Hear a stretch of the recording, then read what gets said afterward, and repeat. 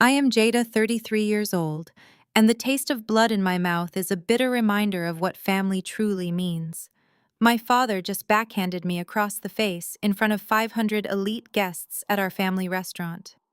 As I hit the marble floor, my own brother laughed into a microphone, and his wife drove her stiletto heel into my hand.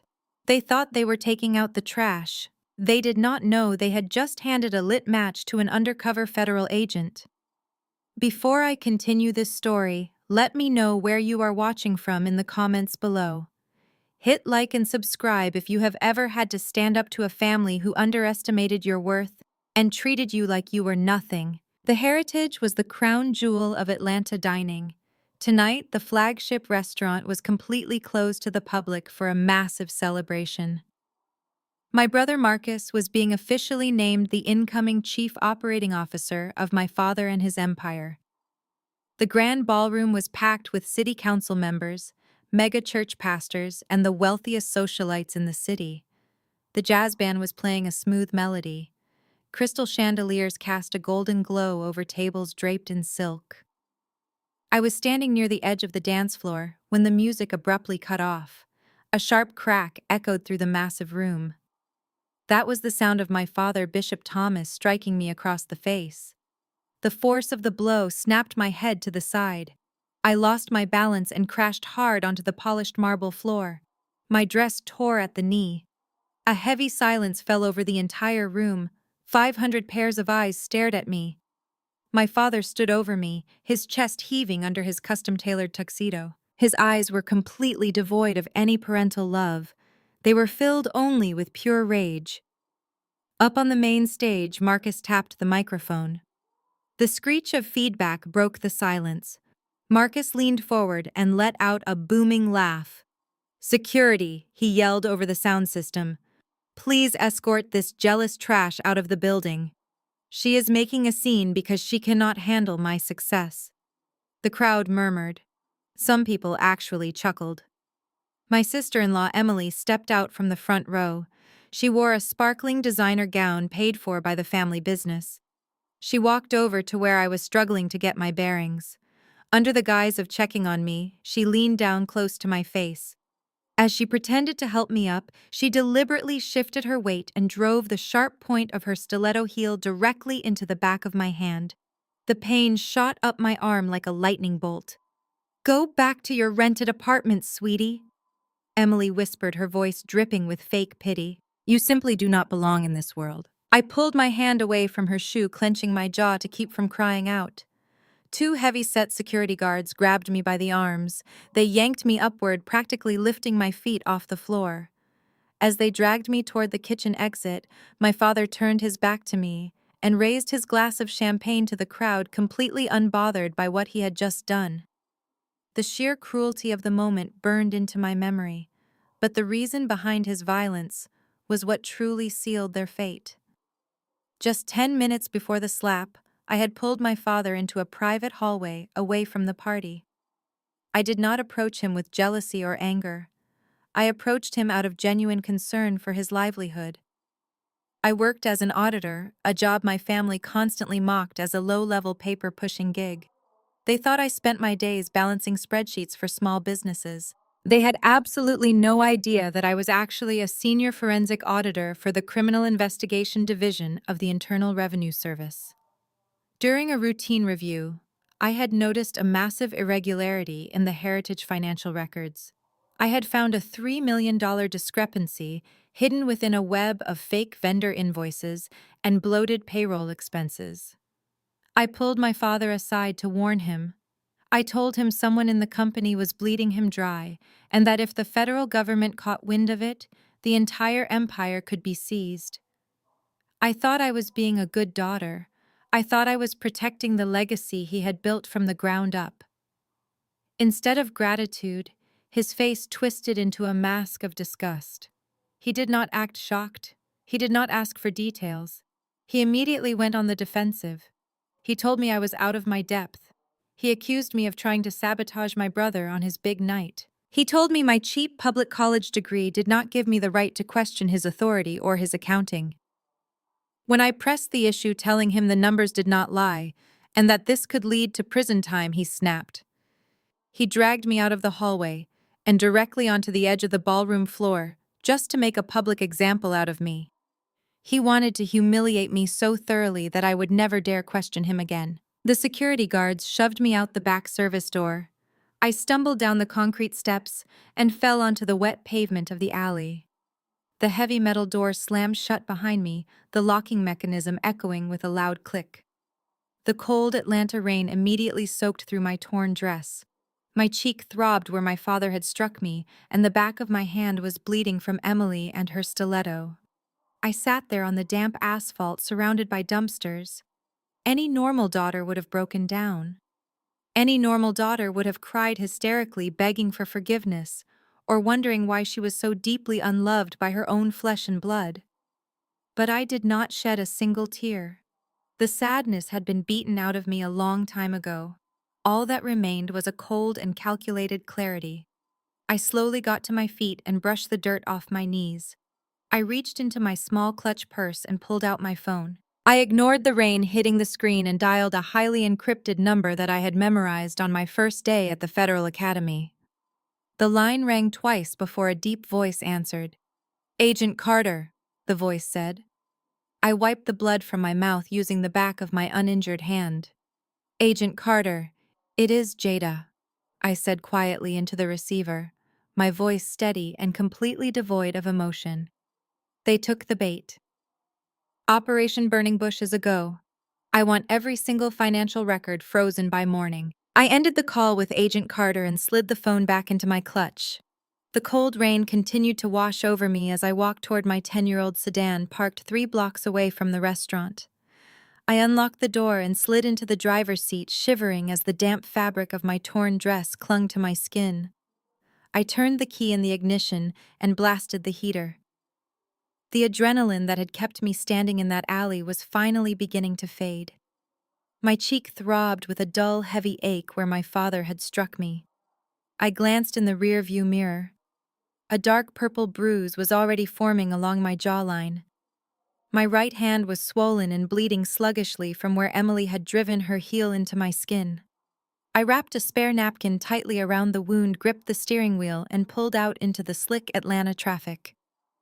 The drive back to my modest apartment was a dizzying blur of bright neon lights and loud windshield wipers.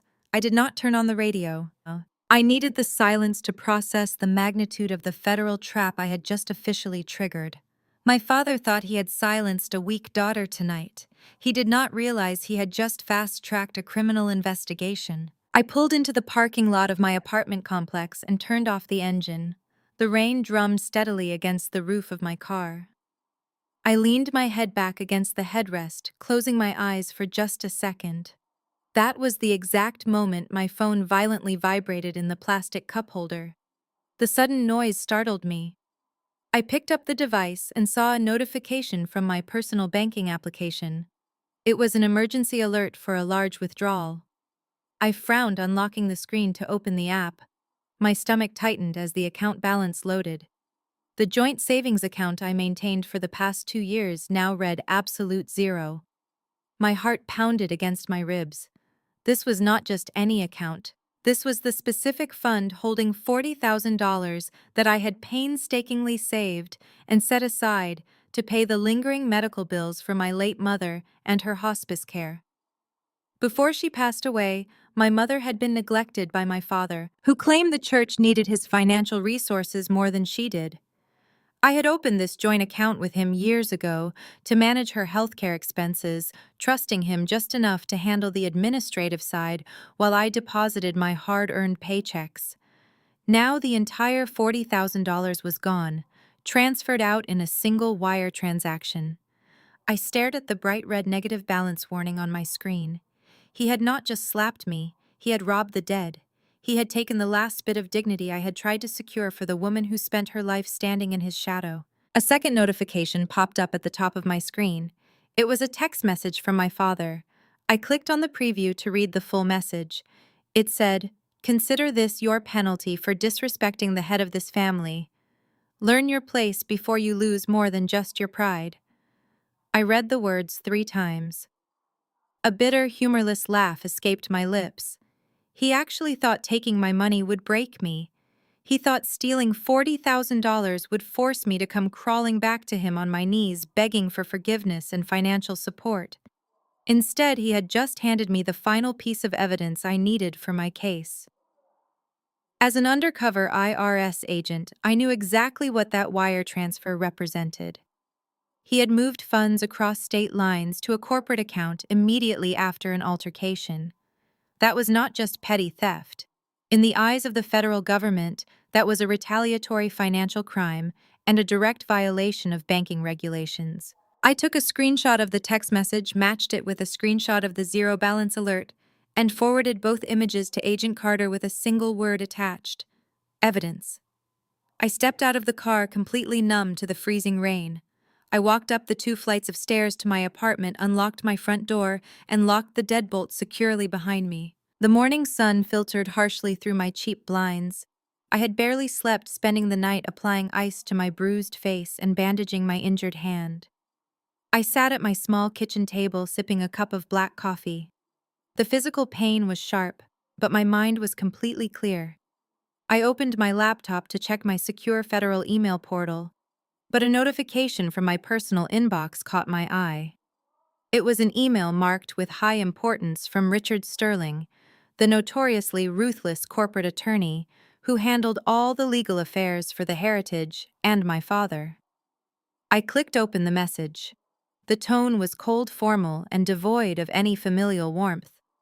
It was a direct summons. The email demanded my immediate presence at the Sterling law firm downtown at exactly 9 o'clock this morning. The subject line read, "Urgent restructuring of maternal inheritance." They were not wasting a single second. After physically assaulting me and stealing my savings, they were now moving to legally strip me of the 15% ownership stake my mother had left me in her will. My father and my brother wanted to erase me from the family legacy completely. I looked at the clock on my stove. It was 7:30. I had exactly 90 minutes to prepare. I closed my laptop and walked into my bedroom. I bypassed the casual clothes they expected me to wear and pulled out a tailored black suit. They wanted to play a high-stakes corporate game this very morning. They were about to learn they had invited the federal government to the table. I arrived at the Sterling law firm precisely at 9 o'clock. The firm occupied the top 3 floors of a gleaming glass skyscraper in downtown Atlanta. It was a place designed to intimidate. The lobby featured imported Italian marble floors and a massive mahogany reception desk. I walked past the receptionist without offering a smile and headed straight for the executive boardroom at the end of the hall. I pushed open the heavy oak doors. The room was freezing, the air conditioning blasting like a meat locker. Sitting on one side of a long, polished conference table were my father, my brother Marcus, and his wife Emily. Sitting at the head of the table was Richard Sterling, a shark of a corporate attorney who had helped my father bury his dirty secrets for decades. They all looked up as I walked in. None of them expected me to be wearing a sharp, tailored black suit. They expected the mousy, compliant daughter they had bullied the night before. I pulled out a leather chair on the opposite side of the table and sat down, resting my hands flat on the cool mahogany. I did not say a word. I simply waited for them to show their hand. Richard Sterling cleared his throat, adjusting his expensive silk tie. He did not offer any pleasantries. He picked up a thick stack of legal documents and slid them across the long table. The heavy paper stopped exactly in front of me. Jada Richard began using a tone reserved for treating hostile witnesses. As you know, the Heritage is undergoing a massive corporate restructuring to prepare for the next quarter. Your father and brother have decided it is in the best interest of the company to consolidate all outstanding shares. This document is a formal relinquishment of the 15% ownership stake you inherited from your late mother. In exchange for your signature today, the company will offer you a one-time buyout of $50,000. I stared at the lawyer, my face completely blank. $50,000 was an absolute insult. My mother and her 15% stake in the restaurant empire was worth easily over $4 million. They were trying to rob me blind while pretending they were doing me a favor. Before I could even respond to Richard, Emily leaned forward. She pulled a tube of expensive designer lip gloss from her Chanel handbag and slowly applied it, watching her own reflection in the gold cap. She smacked her lips together and offered me a condescending smirk. "You really need to sign that." Jada Emily said, her voice dripping with artificial sweetness. "Marcus and Thomas are taking the brand national. Marcus needs the equity to secure financing to expand into the white-dominated markets. It is a very complex corporate strategy, something you simply would not understand working in your little cubicle.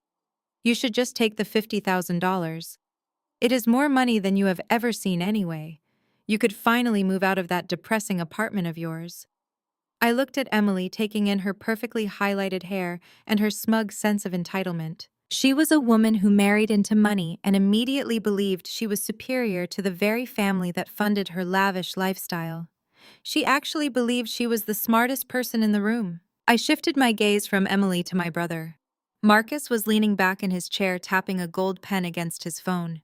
He looked hungover, his eyes were bloodshot, and he was sweating despite the freezing temperature in the room. "Why the sudden rush?" Marcus, I asked, keeping my voice dangerously calm. "Why do you suddenly need my 15% this very morning?" Marcus slammed his hands flat on the table, instantly losing his temper.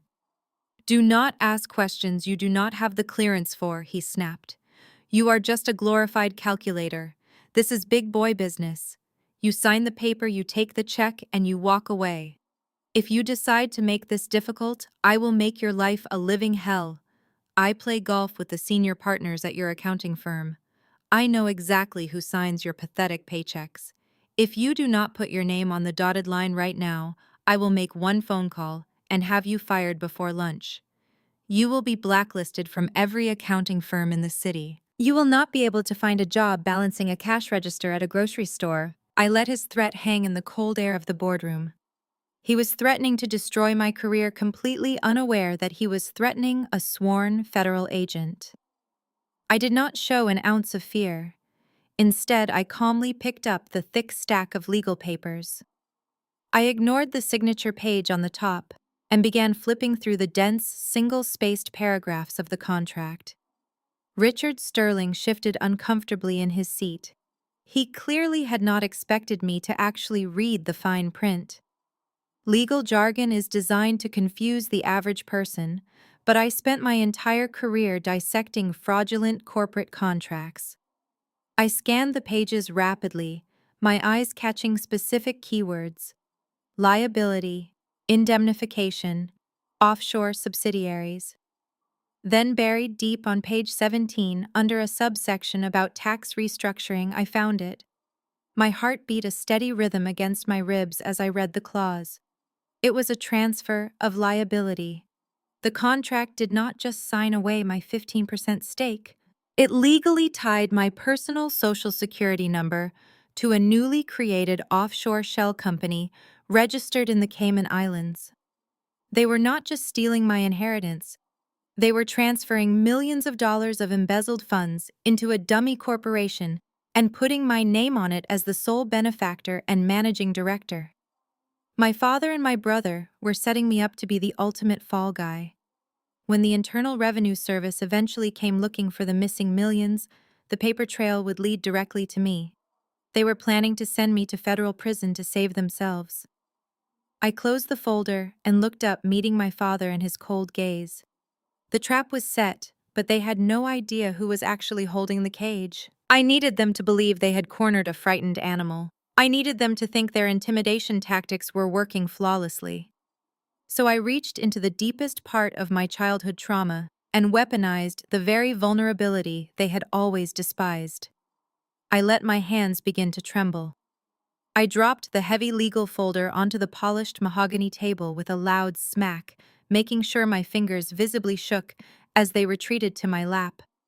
I lowered my head, squeezing my eyes shut until genuine tears began to pool at the corners. It was not hard to cry at all. I just had to remember the stinging pain of my father slapping me the night before. I let out a jagged, uneven gasp, forcing my breathing to become shallow and rapid.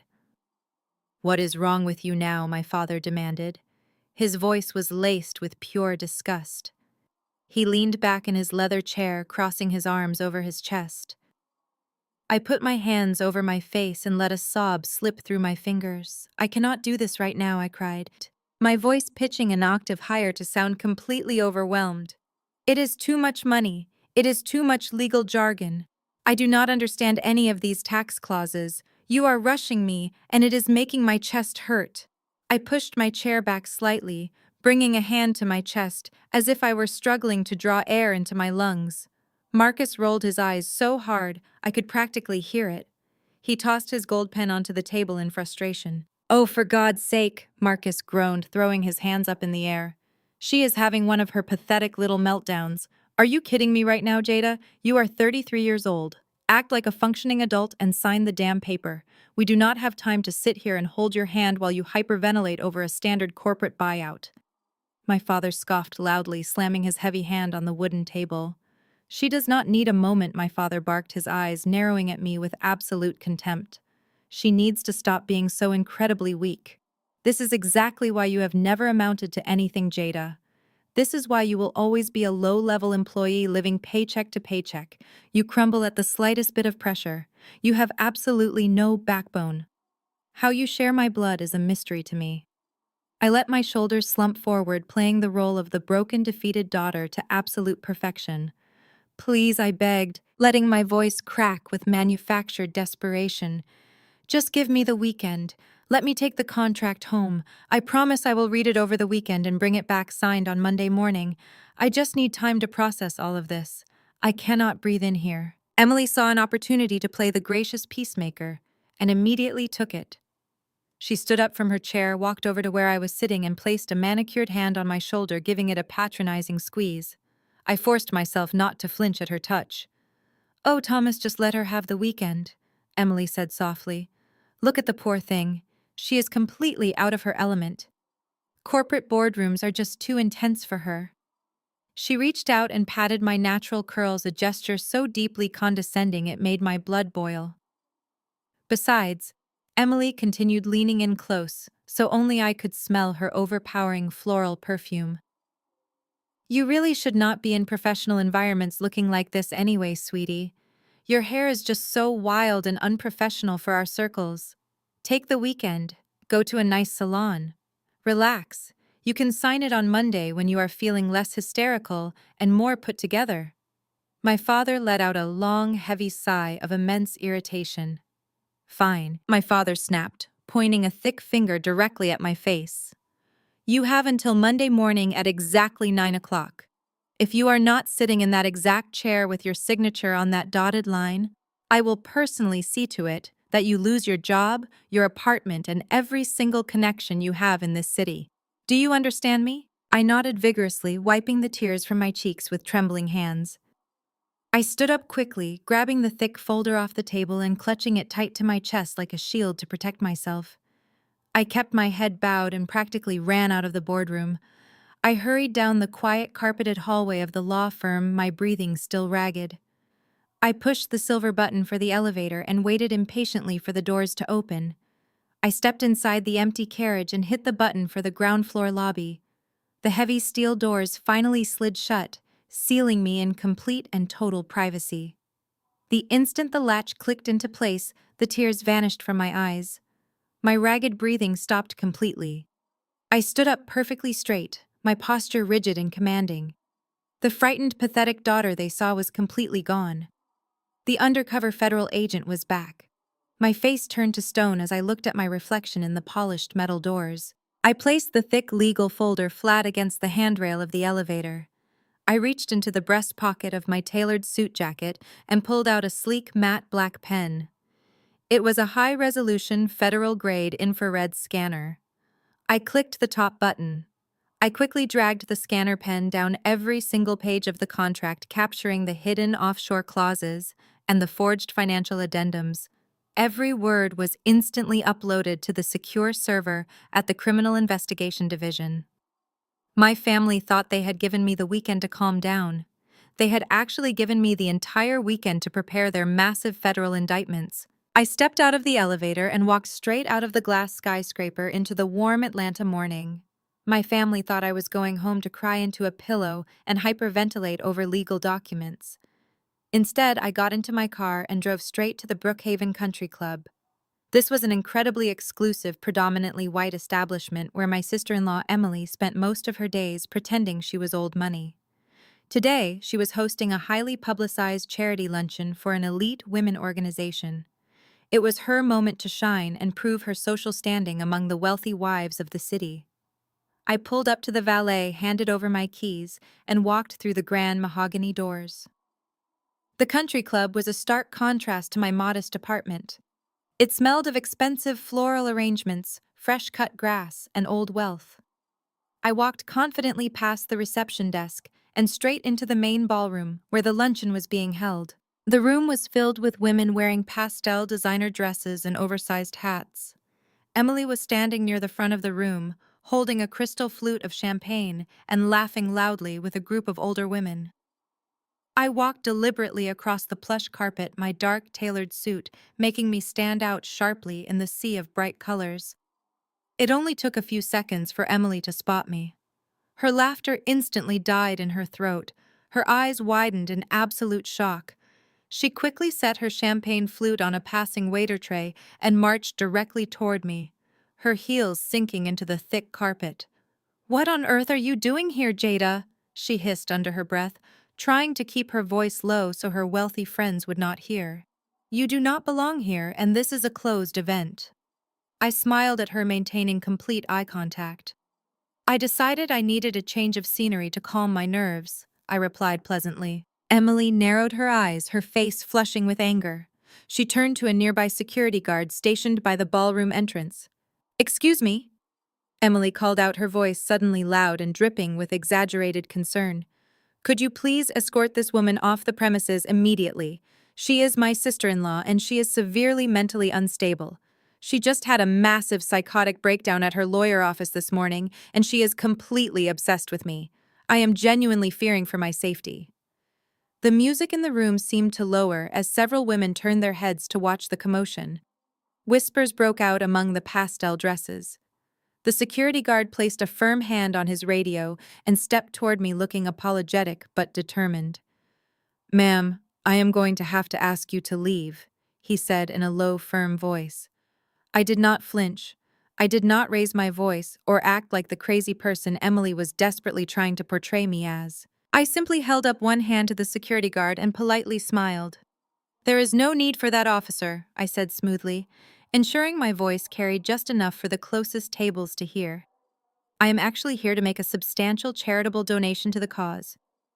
I bypassed Emily and the security guard entirely, walking with slow, deliberate steps directly toward the main donor registration table set up near the entrance. The wealthy women watched my every move. Emily scrambled after me, her face twisting into an ugly scowl. "You do not have any money to donate," Emily hissed right next to my ear as I reached the registration table. "Stop embarrassing yourself in our family before I call your father." I ignored her completely. I looked at the older woman sitting behind the registration desk, who was staring at me with wide eyes. "Good morning," I said warmly. "I would like to purchase a platinum-level table for this wonderful charity event." The woman blinked, clearly taken aback. "Well," she stammered, looking nervously at Emily, "the platinum tables are $10,000 each. We usually require a wire transfer or a certified bank check in advance." I reached into my large leather tote bag and pulled out a thick, heavy manila envelope. I opened the flap and tipped it forward, letting 10 perfectly banded stacks of crisp $100 bills slide onto the pristine white tablecloth. It was exactly $10,000 withdrawn directly from my federal undercover operational fund for moments exactly like this. "Cash is universally accepted, is it not?" I asked the woman with a polite smile. The entire registration area went dead silent. The women standing nearby stared openly at the massive pile of cash. Emily looked as if she had just been slapped across the face. Her jaw actually dropped. Since I am now a platinum donor, I continued keeping my eyes fixed on the registration volunteer. "I believe I am entitled to a seat at the head table next to the event chairwoman. Is that correct?" The volunteer quickly nodded, scooping up the banded cash. Yes, ma'am, absolutely, she stuttered. I turned to look at Emily, who was breathing heavily, completely trapped by her own social rules. She could not possibly kick out a platinum-level cash donor in front of the most elite women in Atlanta. I walked past Emily and took my seat at the front table. Emily had no choice but to follow and sit right beside me. She glared at me with pure hatred. I leaned over, admiring her jewelry. "That is a stunning $50,000 diamond necklace, Emily," I said loudly, my voice ringing out clearly over the clinking silverware. "Did you purchase that at Cartier? Or did you just use the church youth group funds again like you did last month?" Several wealthy wives at the table gasped out loud. Emily turned deathly pale. I simply smiled, picked up my fork, and began to eat. I finished my delicate salad in silence while the table erupted into hushed whispers. Emily did not say another word. She abruptly pushed her chair back, grabbed her designer handbag, and practically ran out of the ballroom, her face flushed with humiliation. The elite women of Atlanta were already sharing the scandal of the church funds. My work there was done. I wiped my mouth, stood up, and casually walked out of the country club. I retrieved my car from the valet and drove toward Midtown. I needed a quiet place to process the encrypted files I had scanned at the law firm. I parked outside an unassuming coffee shop far away from the glitz of my family circles. I ordered a black coffee, took a seat near the window, and opened my secure federal tablet. For the next hour, I sifted through the digital pages of the fraudulent contract. The deeper I dug into the offshore clauses, the more the puzzle pieces connected. My father had set up 3 dummy corporations in the Cayman Islands over the last 6 months. But what confused me was the sheer desperation. My father was a cautious man. Embezzling millions of dollars so quickly was completely out of character. He was panicking, somebody was forcing his hand, and he was using my name as the ultimate shield. I took a slow sip of my coffee. My phone screen lit up with missed calls from my father, but I ignored them all. I knew Emily had called Marcus in tears, and Marcus would inevitably come looking for me. I did not have to wait long. The heavy glass door of the coffee shop was suddenly yanked open. The brass bell violently crashed against the frame. I looked up to see my brother Marcus storming inside. He looked completely unhinged. The polished golden child from the boardroom was entirely gone. His expensive tie was loosened and hanging crookedly. His tailored shirt was wrinkled, and his eyes were wild and bloodshot. He scanned the crowded shop, his chest heaving. The moment his eyes locked onto me, his face twisted into a mask of pure fury. He marched across the room, his heavy footsteps echoing off the hardwood floor. Customers sitting nearby looked up from their laptops, instantly sensing the hostility. Marcus did not bother to sit down or lower his voice. He reached my table and slammed both fists onto the wooden surface with explosive force. The loud crack echoed through the quiet shop. My ceramic mug jumped, splashing hot coffee across the table and barely missing my secure tablet. "Sign the damn papers right now!" Jada Marcus screamed.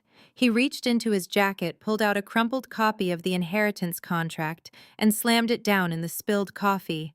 He threw a cheap pen on top of it. "I do not care about your panic attacks.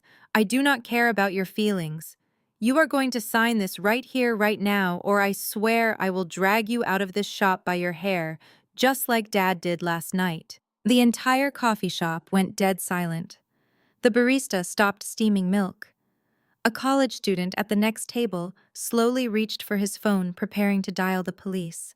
I did not flinch or show a single ounce of fear. I simply looked down at the soaked contract, then slowly looked back up into his panicked eyes.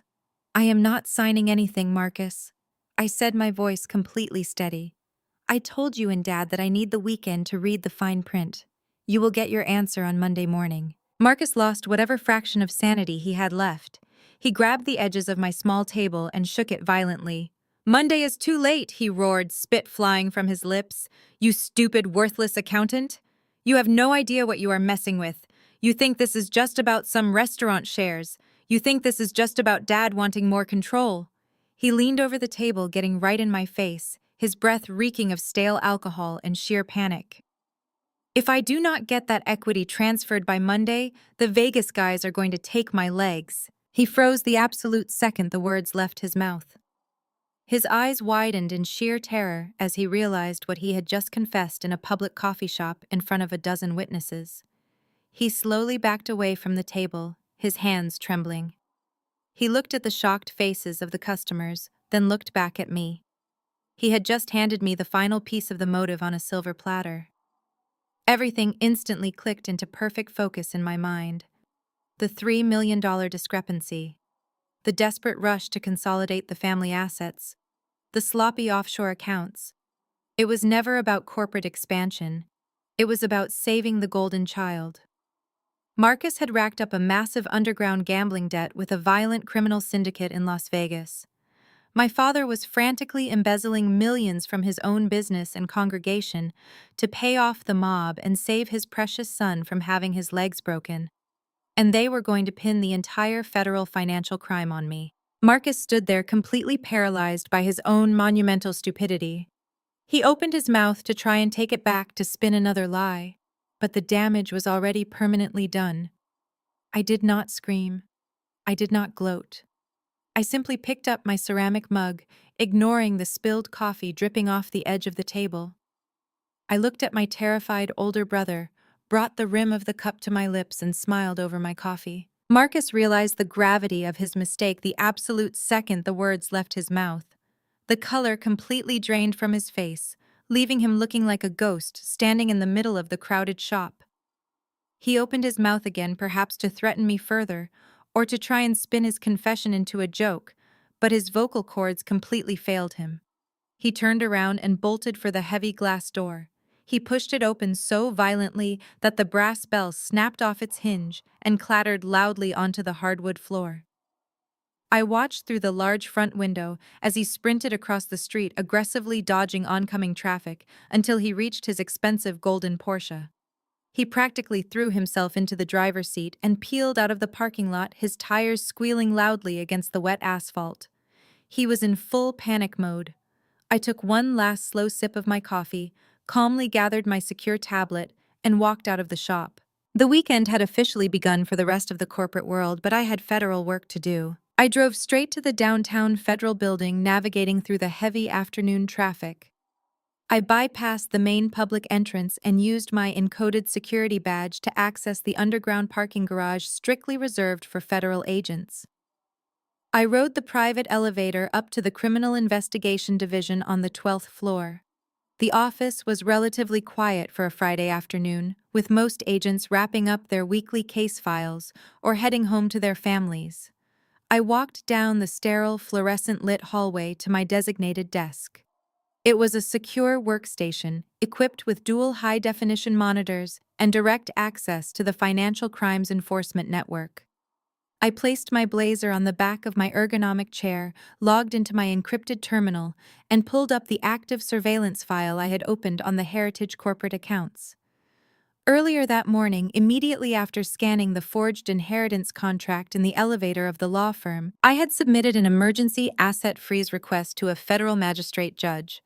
Given the documented proof of forged signatures, the offshore shell companies, and the high risk of capital flight, the judge had signed the execution order within minutes. I typed a rapid sequence of commands into my keyboard, accessing the live security feed of the Premier Bank branch where my family held their primary corporate accounts. The high-resolution video instantly popped up on my left monitor. I watched as the heavy glass doors of the bank swung open.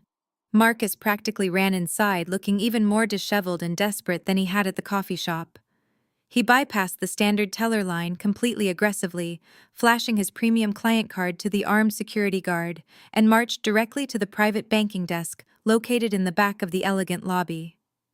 A sharply dressed bank manager stood up to greet him, offering a polite and professional smile. I could not hear the audio from the bank cameras, but I did not need to. I could read his frantic body language perfectly. Marcus slapped his leather portfolio onto the mahogany desk. He was demanding an immediate wire transfer. I looked at my right monitor, which displayed the live digital ledger of the corporate account.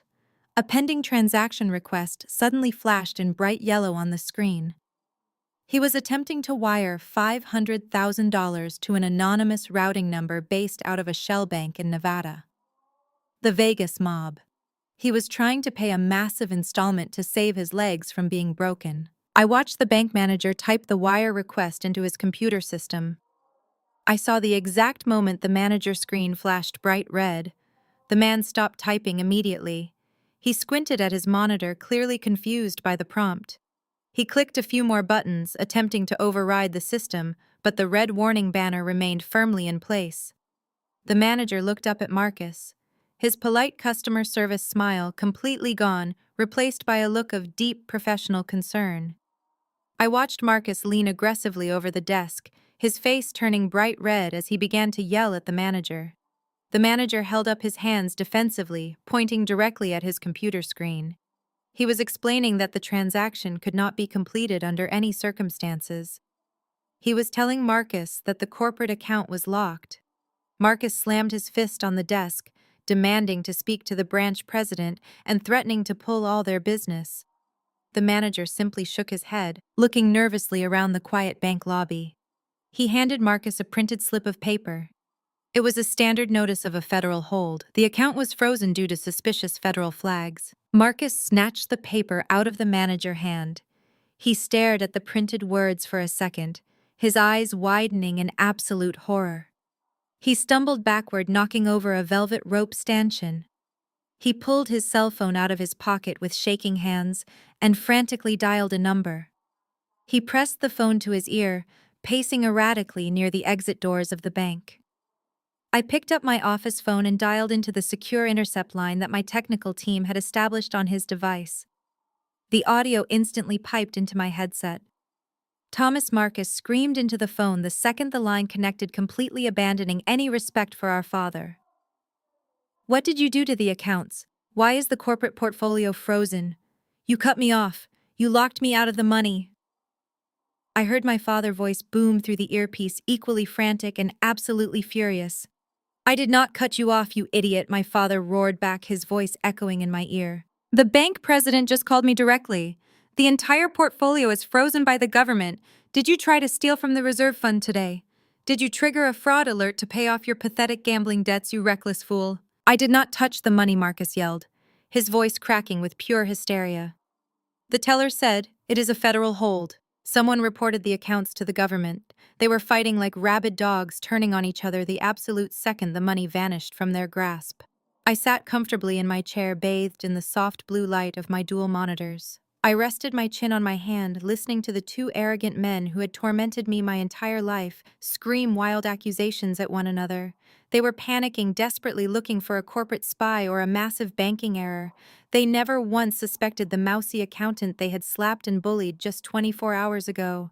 I reached over and tapped my keyboard, permanently denying the pending wire transfer request. It was me. I was the one who initiated the freeze, and I was just getting started. I logged off my secure terminal just after sunset, leaving the frozen corporate accounts locked safely behind layers of federal encryption. I drove back to my apartment, the adrenaline of the afternoon finally settling into a cold and calculated focus. I knew my father and Marcus were currently running around the city in a blind panic, screaming at bankers and leaving desperate voicemails for their lawyers. They were bleeding power by the second. I locked my front door, double-checking the deadbolt, and changed into a pair of sweatpants and a loose t-shirt. I forced myself to eat a simple dinner, drank a large glass of water, and went to bed early. I knew the silence would not last long. Desperate men always make violent mistakes under the cover of darkness. At exactly 2 o'clock in the morning, I was violently jolted awake. A massive crash echoed through my small apartment. It sounded like a bomb had gone off in my living room. I sat bolt upright in bed, my heart slamming against my ribs. Another thunderous crash followed. The heavy wooden door of my apartment splintered and gave way entirely, the deadbolt tearing completely out of the wooden doorframe. Heavy boots stomped across my hardwood floor. I threw off my blankets and walked quickly out of my bedroom. Standing in the middle of my living room, breathing heavily like a cornered animal, was my father. The polished and charismatic bishop of the heritage was completely gone. His eyes were wild. His face was flushed red with absolute rage. He looked at me with a hatred so deep it actually chilled the air in the room. He did not say a word at first. He simply started destroying everything in his path. He grabbed my favorite ceramic reading lamp off the side table and hurled it violently against the wall. The bulb popped loudly, and ceramic shards rained down onto the carpet. I stood perfectly still near the hallway, refusing to give him the satisfaction of seeing me flinch. My father marched over to the gallery wall where I kept my personal memories. He ripped a framed photograph of my mother and me right off the drywall, throwing it to the floor and intentionally stomping his heavy leather boot squarely onto the glass. The glass shattered under his massive weight. He was trying to terrorize me. He was trying to show me that my personal sanctuary meant absolutely nothing to him. He kicked my heavy coffee table, flipping it completely over so that my books and coasters scattered everywhere across the room. "What did you say to the lawyers?" He roared, his booming voice shaking the thin walls of my apartment building. "What did you do to my bank accounts? You stupid, ungrateful little girl.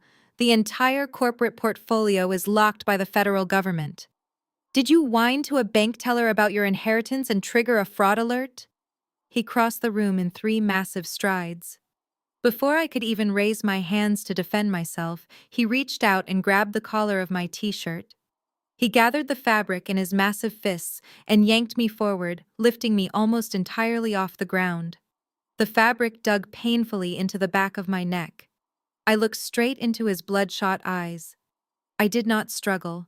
I did not scream for help. I just stared at him with pure, icy contempt. "I did not call the bank," I said quietly, my voice completely devoid of fear. "I simply read the contract you tried to force me to sign this morning. I saw the offshore shell company's dad.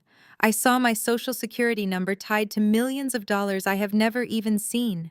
You set me up to take the fall for your financial crimes." My calm demeanor only infuriated him more. He shook me violently, his grip tightening around my collar until I could barely breathe. "I am the head of this family," he screamed right into my face, his breath hot and reeking of scotch. "I built this empire with my own bare hands. I put the food in your mouth. I put the clothes on your back. You owe me your life. If I need to use your name on tax forms to protect my business and save your brother, then I have the absolute right to do it without your permission. You are nothing without me. You exist because I allow it. I forged those documents because you are too weak to do what needs to be done. You are going to call Richard Sterling in the morning, and you are going to sign a full confession, taking responsibility for those offshore accounts, or I will come back here and finish what I started." He held me suspended in the air for another agonizing 5 seconds, his face inches from mine, waiting for me to break down crying.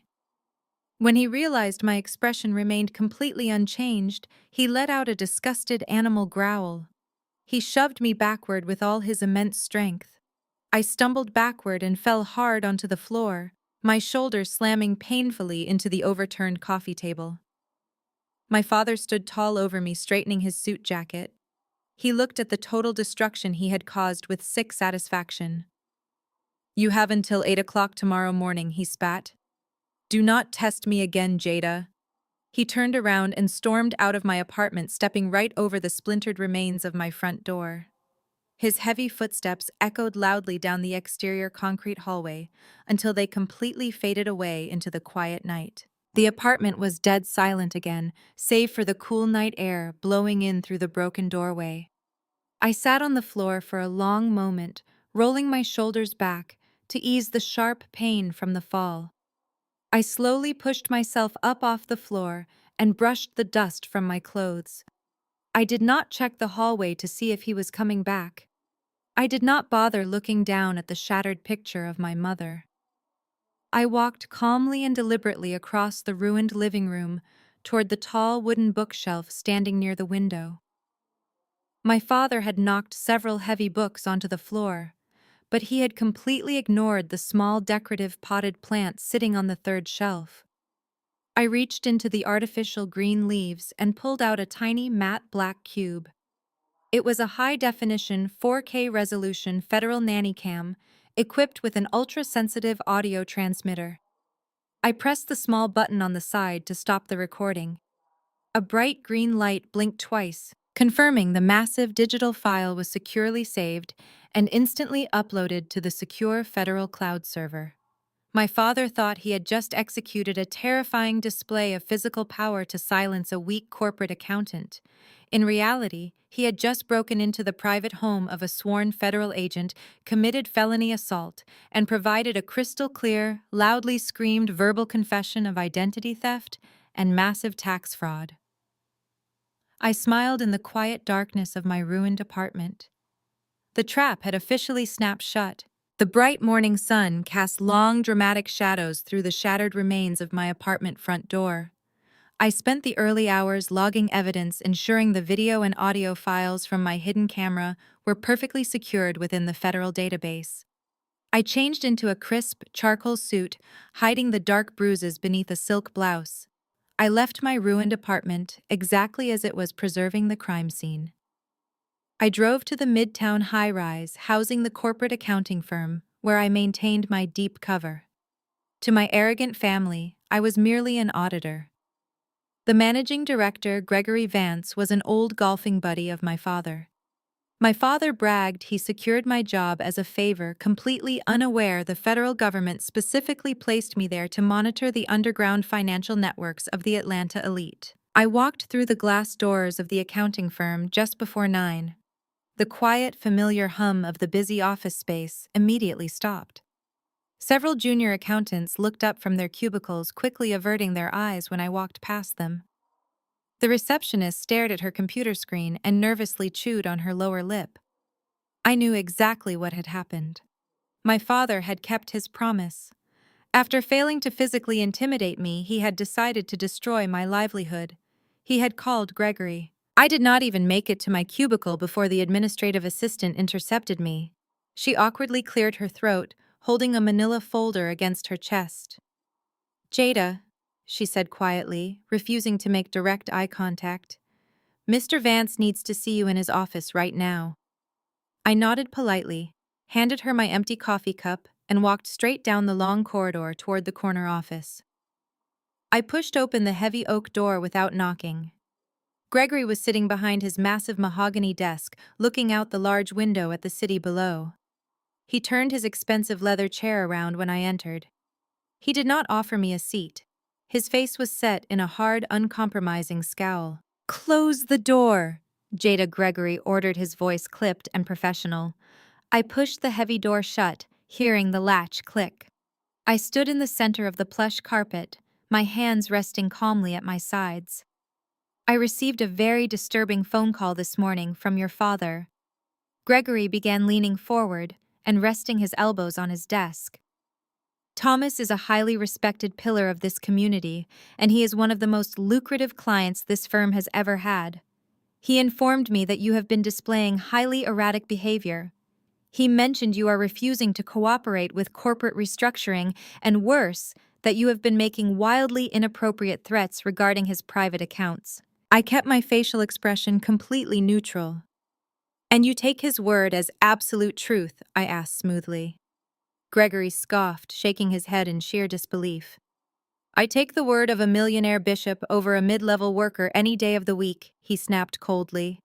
"I do not care about your petty family drama, Jada, but I will not allow your personal issues to jeopardize my relationship with my wealthiest clients. Your father made it incredibly clear that if you remain employed here, he will pull his entire portfolio from my firm. You are a massive liability to my business. Therefore, as of this exact moment, your employment here is officially terminated. Leave your company badge on my desk, pack up your belongings, and let security escort you out." He leaned back in his chair, folding his arms across his chest with a look of extreme satisfaction. He fully expected me to burst into tears, to beg for my job, or to frantically apologize.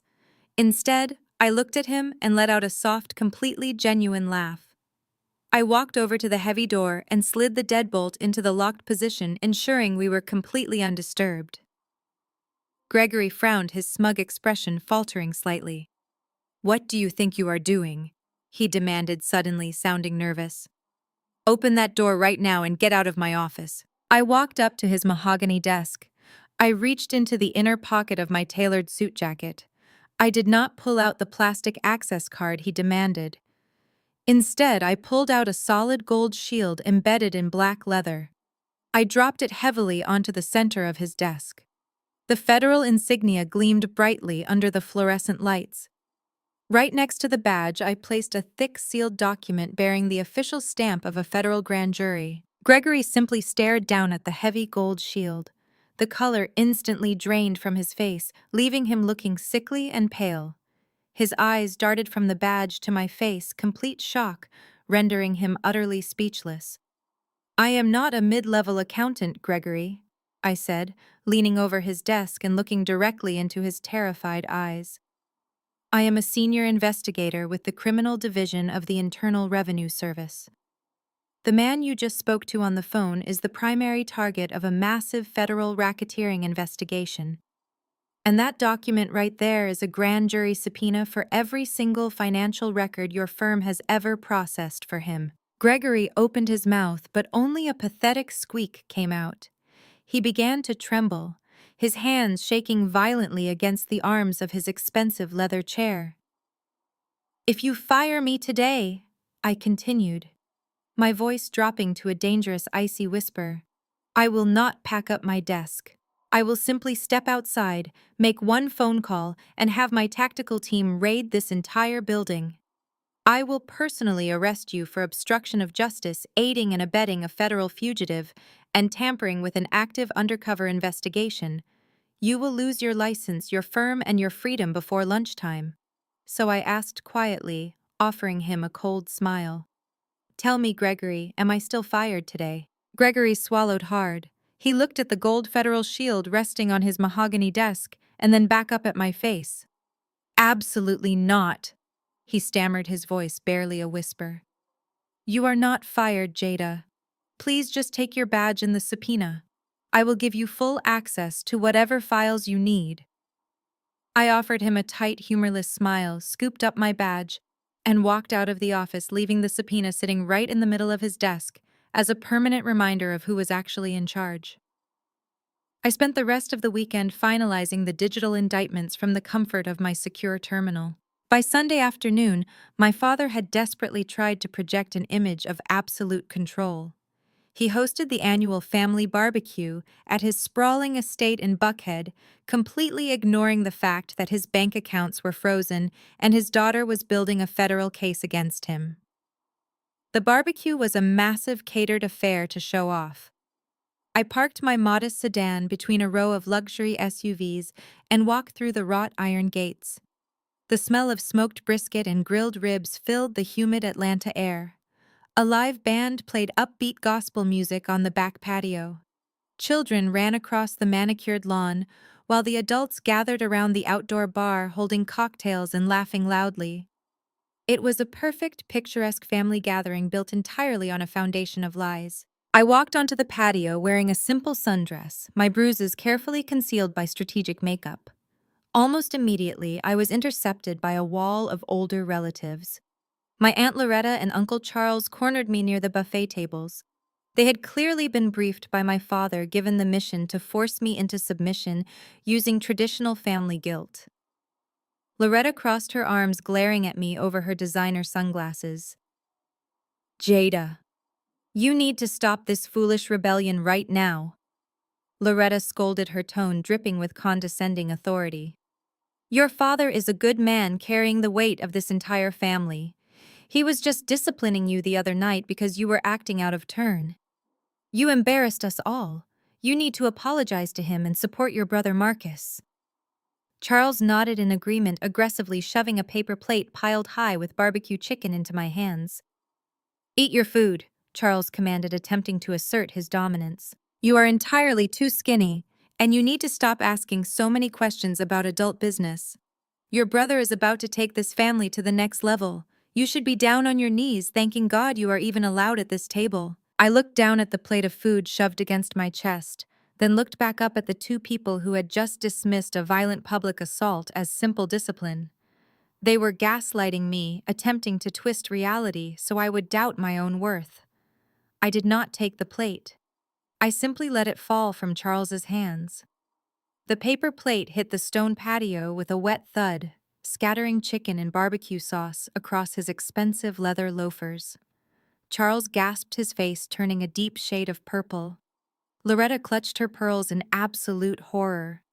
I stepped completely over the mess, ignoring their outraged sputtering, and walked straight toward the center of the patio. I was entirely done playing the role of the dutiful abused daughter. Across the manicured lawn, sitting on a plush outdoor sofa, was Emily. She was the center of attention in a flowing white maternity dress. She was passing around glossy ultrasound photos to a group of wealthy churchwives, her face glowing with manufactured maternal pride. She was playing the very perfect wife, entirely unaware that her husband was now running from a violent gambling syndicate. I approached the seating area calmly, carrying a small, beautifully wrapped baby gift bag in my left hand. The chatter among the women instantly died down as they noticed me standing there. Emily looked up, her fake smile faltering for a split second before she masked it with a look of extreme pity.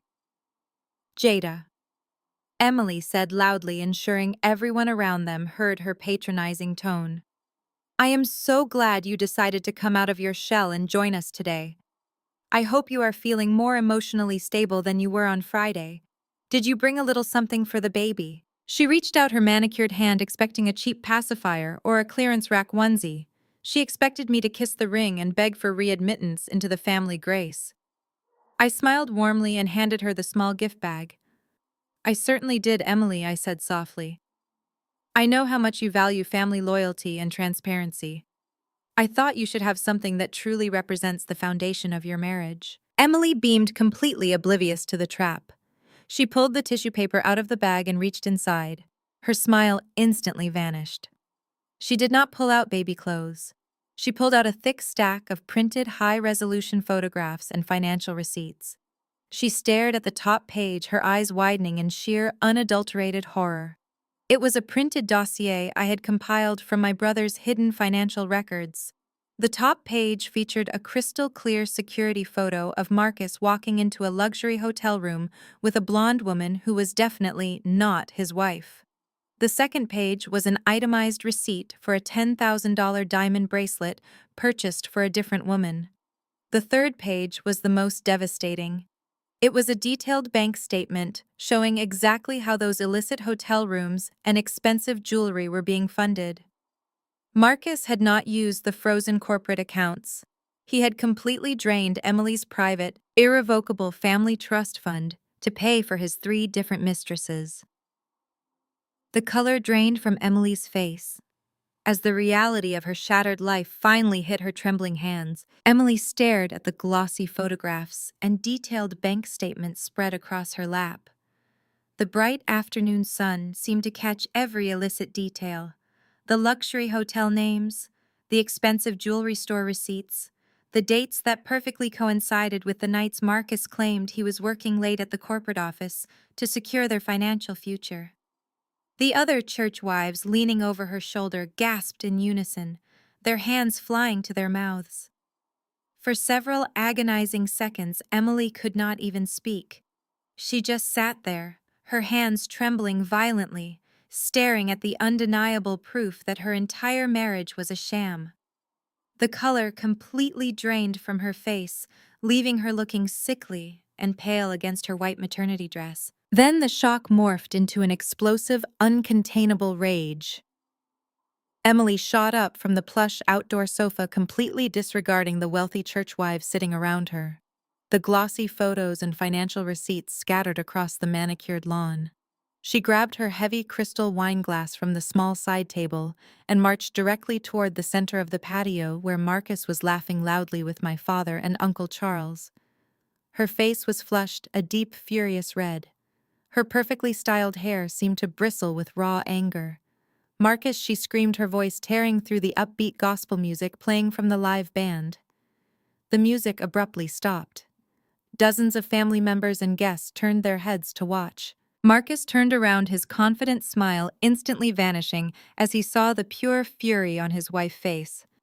"Emily, what is wrong with you?" Marcus hissed, stepping forward and attempting to grab her arm to quiet her down.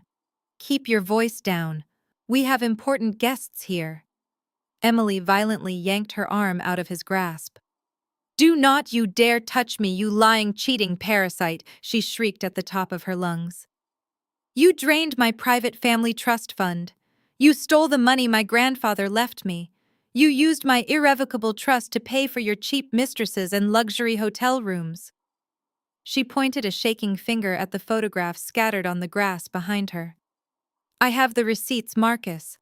I have the security photos. You have been sleeping around on me for over a year. The entire patio went dead silent. The only sound was the meat sizzling on the massive outdoor grills. My father stepped forward, his face dark with embarrassment and anger. Emily, calm down this instant, my father ordered, his voice booming with authority. You are making a scene over nothing. We will discuss this inside like a civilized family. Emily whipped her head around to glare at my father, completely abandoning any respect she ever had for him. Do not tell me to calm down. Thomas, she screamed, her voice cracking with hysteria. I am not one of your brainwashed congregation members. Your precious golden boy is a thief.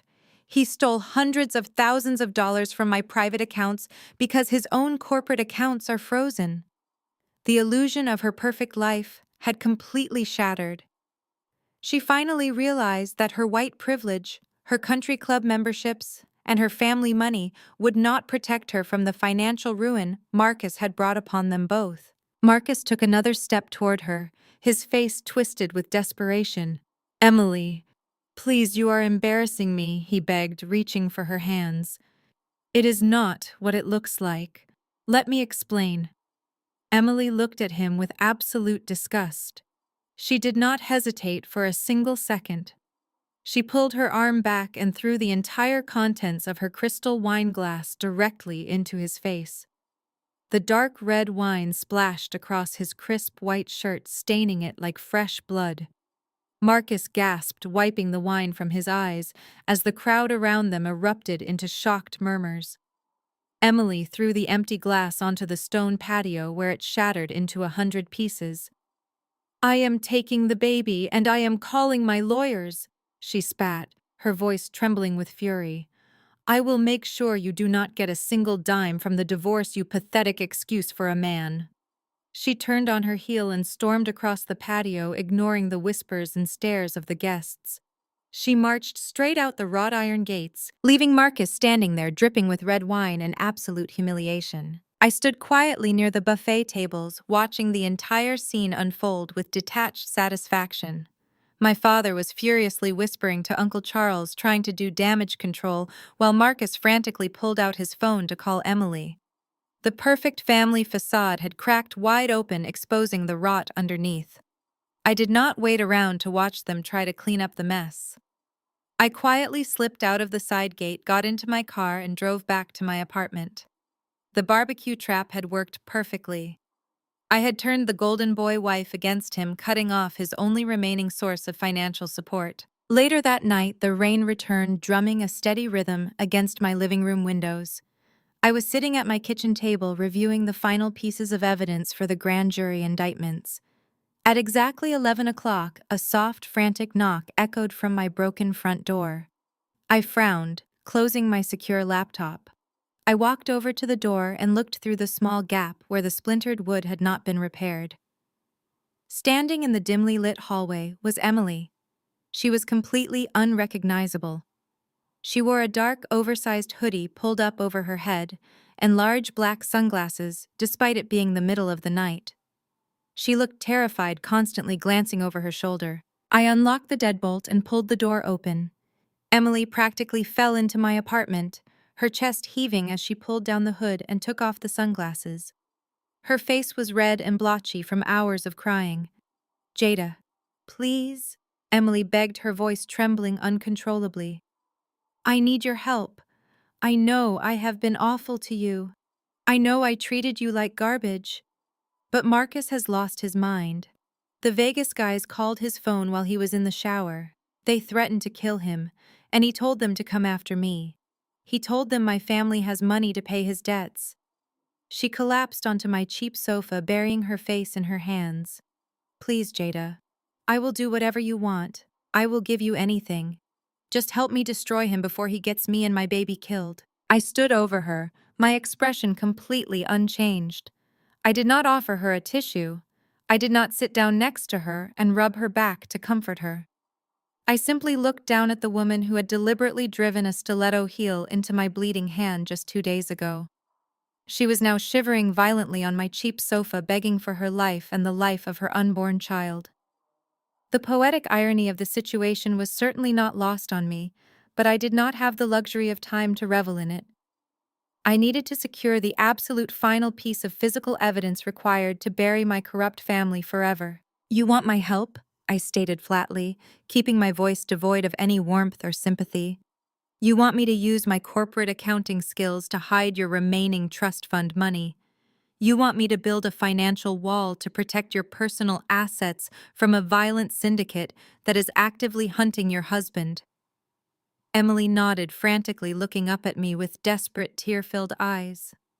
"Yes," she gasped, wiping her face. "Please, Jada. You know exactly how to move money quietly. You know how the corporate accounts operate better than anyone. I can pay you whatever you want. I have a separate emergency account Marcus does not know about. Just name your price."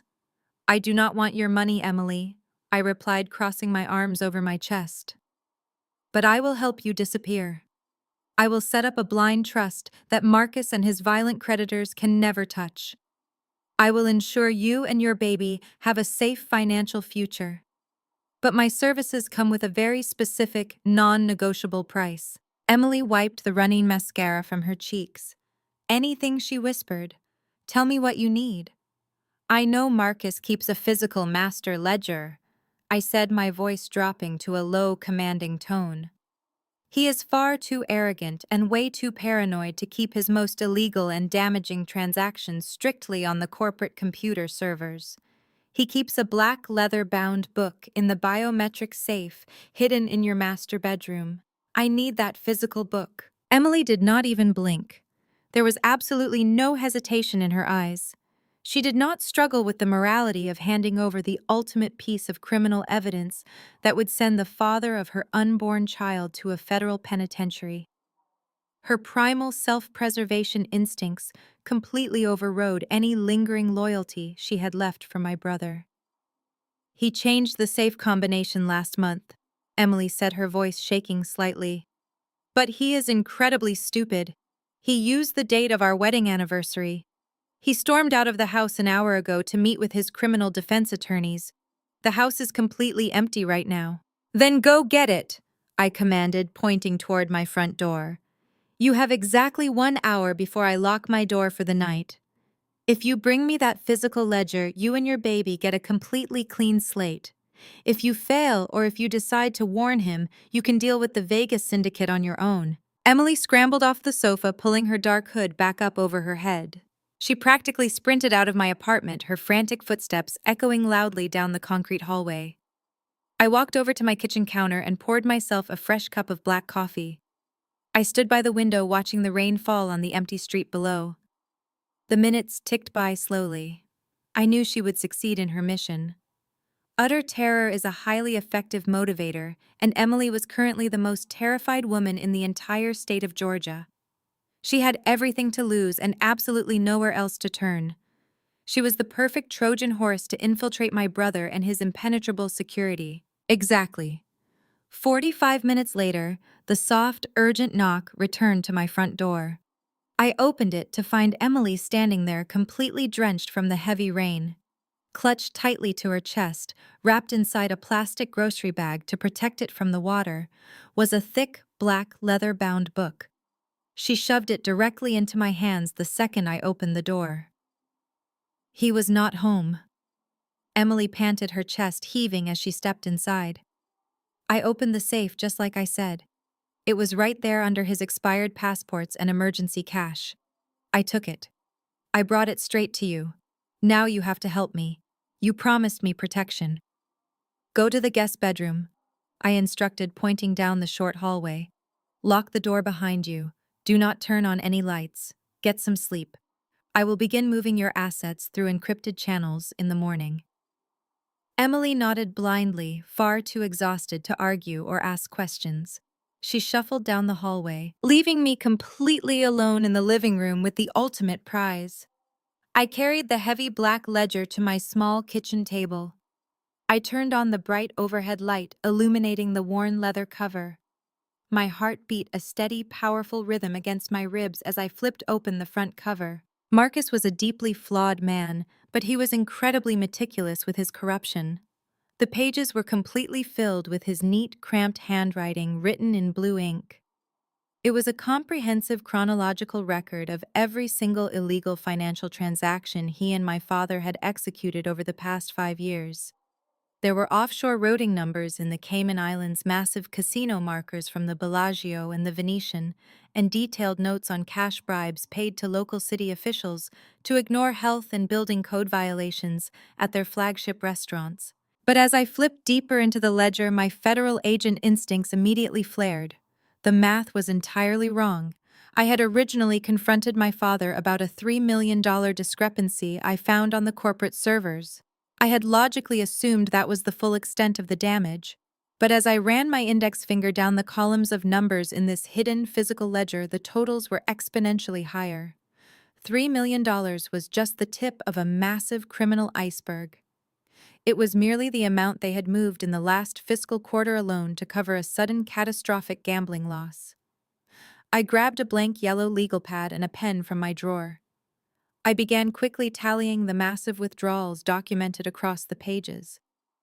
My breath actually hitched in my throat as the final staggering number materialized on my notepad.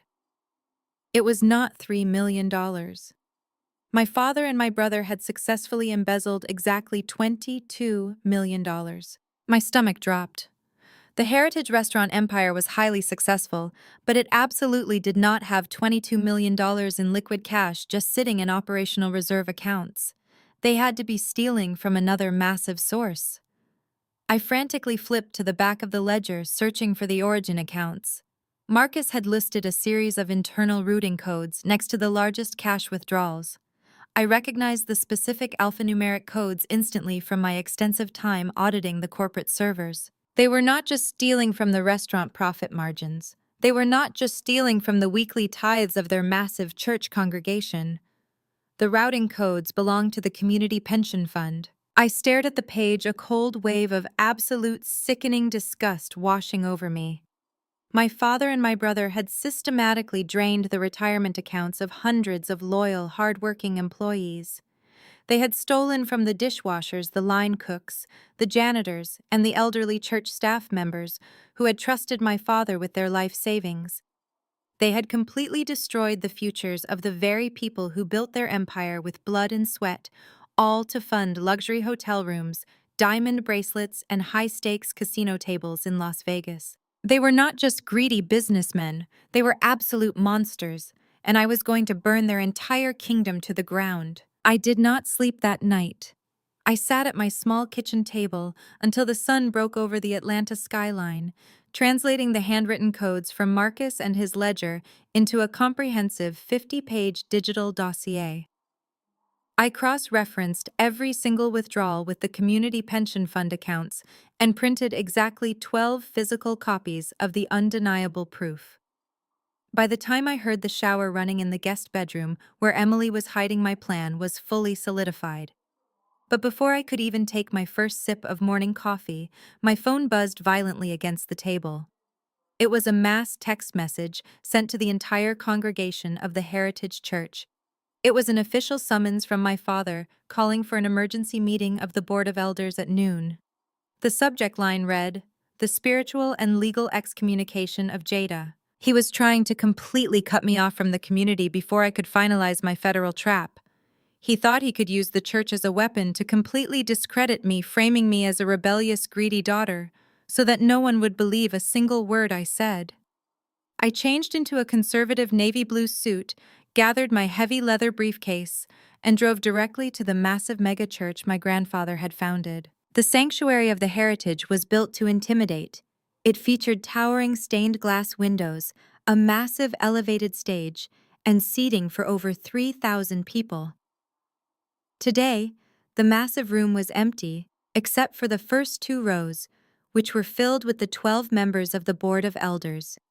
These were the oldest, wealthiest, and most influential members of our community. My father stood at the center of the elevated stage, gripping the heavy wooden podium with white knuckles. He was putting on the performance of a lifetime. As I walked down the long center aisle, my heels clicking loudly against the polished hardwood floor, my father actually forced tears to stream down his face. My heart is completely broken. My father cried out, his voice echoing through the state-of-the-art sound system. I stand before you today, not as your bishop, but as a grieving father. My daughter Jada has completely lost her way. She has allowed greed and jealousy to poison her soul. She has actively attempted to sabotage our family legacy, illegally locking our corporate accounts and threatening to destroy her own brother out of pure spite. I ask this board to formally excommunicate her from this church and legally strip her of all family titles. She is a danger to our holy mission. I stopped directly in the center of the sanctuary, standing completely alone at the bottom of the stage steps. The 12 elders glared down at me with absolute disgust. Uncle Charles sat in the front row, shaking his head with manufactured disappointment. To them, I was a traitor. I was the ungrateful child trying to ruin a great and powerful man. The head elder, a stern man named Deacon Hayes, stood up and looked down at me over his reading glasses. Jada, Deacon Hayes said, his voice cold and unforgiving. Your father has brought very serious charges of spiritual treason against you. Do you have anything to say in your defense before this board votes to cast you out of this congregation permanently? I looked up at the men who had known me since I was a child. I did not cry. I did not defend my character or beg for their mercy. I reached into my leather briefcase and pulled out the thick stack of 50-page dossiers I had printed that morning. I walked up the short flight of stairs to the front row and began dropping a heavy packet into the lap of every single elder. I do not need to defend my character, I stated clearly, my voice carrying through the massive quiet room without the need for a microphone. I am simply invoking Article 7, Section 4 of the Founding Church Charter. A wave of confusion washed over the front row. My father gripped the podium tighter, his fake tears instantly drying up. What are you talking about? My father demanded, his voice dropping its sorrowful act. There is no such thing. Actually, Thomas, there is. Deacon Hayes corrected him, looking down at the thick packet in his lap. Article 7 was written by your father. It dictates that any member accused of spiritual treason has the absolute right to present financial and moral evidence against their accuser before a final vote is cast. Deacon Hayes looked back up at me. What is this exactly, Jada? That is the absolute truth, I replied smoothly. My father claims I am trying to destroy this church. I suggest you open the packet to page 4. The elders simultaneously flipped open the heavy bindings. I watched their eyes scan the printed spreadsheets. I watched their expressions shift from confusion to absolute horror. The giant room went dead silent. You are looking at the private handwritten financial ledger belonging to my brother Marcus. I announced, my voice ringing out with absolute authority. You will see detailed transfers from the Church Community Pension Fund directly to an offshore shell company in the Cayman Islands. If you turn to page 12, you will see exactly where your retirement money went. My father and my brother did not use your hard-earned tithes to build the new youth center. They used $22 million of your pension fund to pay off massive underground gambling debts in Las Vegas. My father's face turned completely ashen. He lunged away from the podium, his eyes wild with absolute panic. That is a complete lie, my father screamed, pointing a shaking finger at me. She forged those documents. She is trying to frame us. Look at page 15. I continued, completely ignoring his frantic yelling. That is the itemized receipt for Marcus and his custom gold Porsche. The funds were wired directly from the church charitable relief account. Look at page 20. Those are the receipts for luxury hotel suites and diamond bracelets for his mistresses, all paid for using the widow fund. They have been systematically robbing this congregation blind for 5 years, and they were planning to use my name as the corporate shield when the money finally ran out. The sound of pages flipping rapidly echoed through the sanctuary. The elders were reading the undeniable proof. They recognized the internal routing numbers. They saw the dates that perfectly matched the church financial shortages my father had blamed on the economy. Deacon Hayes stood up, his hands shaking violently as he held the dossier. He slowly turned around to face the stage. He did not look at me anymore. He looked directly at my father. The look of disgust that had been directed at me just minutes ago was now aimed squarely at the bishop. Thomas Deacon Hayes whispered, his voice trembling with a terrifying quiet rage. "Is this the Cayman routing number you asked me to approve last year for the overseas missionary trip? Did you steal the retirement fund I built for my disabled wife to buy a sports car?" The remaining 11 elders stood up in unison. The atmosphere in the massive sanctuary completely shifted from a staged disciplinary hearing into an active inquisition. My father took a step backward, bumping into the wooden podium. He looked left and right, but there was no exit. He was completely trapped. The men who had worshipped and protected him just moments ago were now looking at him like he was the devil himself. I did not stay to watch the elders tear my father apart. I turned my back on the stage and walked out of the sanctuary, the heavy wooden doors swinging shut behind me. The sound of Deacon Hayes demanding immediate access to the church financial servers was the last thing I heard. I walked down the grand marble steps of the church and out into the sprawling parking lot. The storm from the previous night had cleared, leaving the afternoon air thick and incredibly humid. I took a deep breath, feeling a profound sense of accomplishment. The foundation of their empire was crumbling rapidly. But I knew desperate men did not simply surrender. They fought dirtiest when cornered. I reached into my purse for my car keys as I approached my sedan. A sleek black luxury SUV suddenly accelerated from the far end of the parking lot. It completely ignored the designated parking lanes, its tires squealing loudly as it swerved violently and slammed on the brakes, blocking my car entirely. The heavy doors of the SUV flew open. My brother Marcus jumped out of the driver's seat. His tailored suit was severely wrinkled, and his face was twisted into a mask of pure, unadulterated panic. My father stepped out of the passenger side. He must have slipped out the back exit of the sanctuary the absolute second the elders began demanding answers. But they were not alone. A third man stepped out from the back seat of the vehicle. He was a heavily built man, wearing the crisp dark blue uniform of the Atlanta Police Department. His silver badge caught the harsh afternoon sunlight. He rested his right hand casually on the heavy leather holster of his service weapon. This was not a random patrol officer responding to a routine call. This was a private mercenary in a public uniform. My father had deep pockets and deep connections with corrupt local officials who were more than willing to look the other way for the right price. "Going somewhere, Jada?" Marcus sneered, his voice dripping with venom.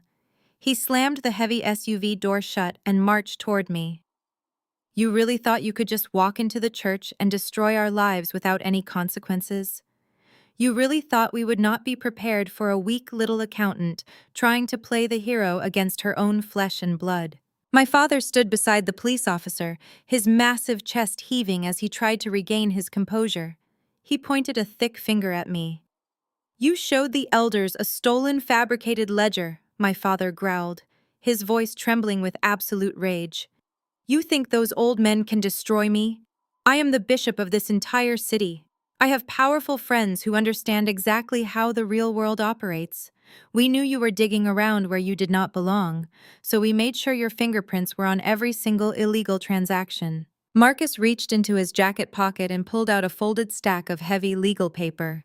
He aggressively shoved the documents directly into my chest, forcing me to take them. I looked down at the top page.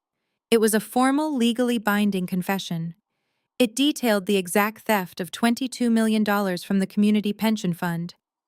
But the narrative had been completely rewritten. According to this document, I was the sole mastermind of the entire operation. It claimed I had used my position at the corporate accounting firm to bypass security protocols, set up the offshore shell companies, and funnel the money into my own private accounts. My father and my brother were listed as the innocent victims who had just discovered my massive betrayal. The uniformed officer took a step forward, invading my personal space. He looked me up and down with absolute contempt. "Listen to me very carefully," the officer said, his voice low and threatening. "I have a signed warrant for your arrest sitting on the dashboard of my cruiser right now. The charge is grand larceny and massive corporate fraud. If I put you in handcuffs today, you will not see the outside of a jail cell for the next 30 years. Your family is offering you a highly generous way out. I suggest you take it." Marcus let out a cruel, barking laugh. He crossed his arms and looked at me with absolute triumph. "Here is exactly how this is going to work," Marcus stated, taking a step closer to ensure I felt completely trapped. "Tonight is the annual Heritage Gala. The mayor, the city council, and every major investor in Atlanta will be there. You are going to put on a nice dress. You are going to walk into that ballroom, and you are going to sign that confession in front of the lawyers and the board of directors. You are going to take the fall publicly, tell them you acted completely alone and resign from all family trusts. If you do that, Dad will kindly decline to press federal charges, and we will handle it internally. If you refuse, the officer here arrests you right now and you spend the rest of your pathetic life in a concrete box." They thought they had completely checkmated me. They thought bringing a corrupt local cop would terrify me into absolute submission. They had absolutely no idea that I was a sworn federal agent and that local police corruption fell directly under my federal jurisdiction. I looked at the heavy-set officer. I did not look at his gun or his face. I looked directly at his silver badge. I memorized the 4-digit badge number and the distinct nameplate pinned to his uniform shirt, Officer Miller. I committed his details to my mental registry, already drafting the federal indictment that would end his career and put him in a federal penitentiary right alongside my family. I looked back at my father and my brother. They were sweating profusely in the humid air, their eyes completely wild with desperation. They needed this confession tonight because they knew the federal freeze was already destroying their empire from the inside out. They needed a scapegoat to offer the mob and the government to save their own skin. I carefully folded the forged confession and slid it into my leather briefcase. I looked at Marcus, keeping my face completely devoid of any emotion. "I will be at the gala tonight," I said softly, my voice perfectly steady and clear. "And I will sign your document. But I will not do it in some back room with your lawyers. I will sign it on the main stage. Tonight. In front of everyone." My father smiled, a sickening expression of absolute victory crossing his face. "Good girl," my father said casually, adjusting his suit jacket. "Do not be late." He turned and got back into the luxury SUV, followed quickly by the corrupt officer and Marcus. The vehicle sped away, leaving me standing completely alone in the quiet church parking lot. I pulled my phone from my purse and dialed Agent Carter. The final trap was officially set. The Heritage Gala was about to become a massive federal crime scene. I ended the call with Agent Carter and drove straight home to prepare. The Heritage Gala was the absolute pinnacle of Atlanta high society. It was an annual black tie event hosted by my father to showcase his immense wealth and political influence under the guise of charitable giving. By 8 o'clock that evening, the grand ballroom of the Downtown Plaza Hotel was packed with city councilmen, wealthy investors, and local news crews. Crystal chandeliers illuminated tables draped in gold silk. Waiters in pristine white tuxedos carried silver trays of champagne through the crowd. This was my father and his empire on full, glorious display. This was the kingdom he had built on a foundation of lies and stolen pension funds. I did not arrive wearing the drab, oversized blazers or the mousy sweaters my family was accustomed to seeing me in. I walked through the towering double doors of the ballroom wearing a stunning floor-length power red gown. The silk fabric hugged my figure perfectly, and the bold color made me stand out like a blazing fire against a sea of conservative black tuxedos and muted evening dresses. I wore my hair pulled back into a sleek, commanding style. I looked absolutely nothing like the weak, compliant daughter my father had violently slapped just days ago. I looked like a woman who held the fate of every single person in that room in the palm of her hand. Heads turned the moment I stepped onto the plush carpet. Whispers immediately rippled through the crowd as guests noticed my dramatic transformation. I kept my posture completely straight and walked with deliberate, unhurried steps toward the front of the room where the VIP tables were located. My father and Marcus were standing near the main stage, shaking hands with a local politician. They both froze when they saw me approaching. Marcus quickly nudged his wife, who was standing nearby, sipping champagne. Emily immediately broke away from the group and stepped directly into my path, physically blocking me from reaching the VIP area. I looked at her, expecting to see the terrified, trembling woman who had begged for my help in my apartment just 24 hours prior. Instead, her face was twisted into a cruel, triumphant sneer. The absolute second she had seen Marcus return home that afternoon, boasting about the corrupt police officer and the forced confession she had completely abandoned our alliance. She was a pure opportunist. She had calculated that my father and his political connections were stronger than my accounting skills, and she instantly reverted to her arrogant, entitled self. "You have a lot of nerve showing up here looking like that," Emily hissed, stepping dangerously close to my face so the nearby guests could not hear her venomous tone. "Marcus told me everything, Jada. He told me about the police officer in the parking lot. He told me you are signing a full confession tonight, taking the blame for the missing money." I looked down at her, my face completely devoid of emotion. "So you decided to switch sides again, Emily?" I asked softly.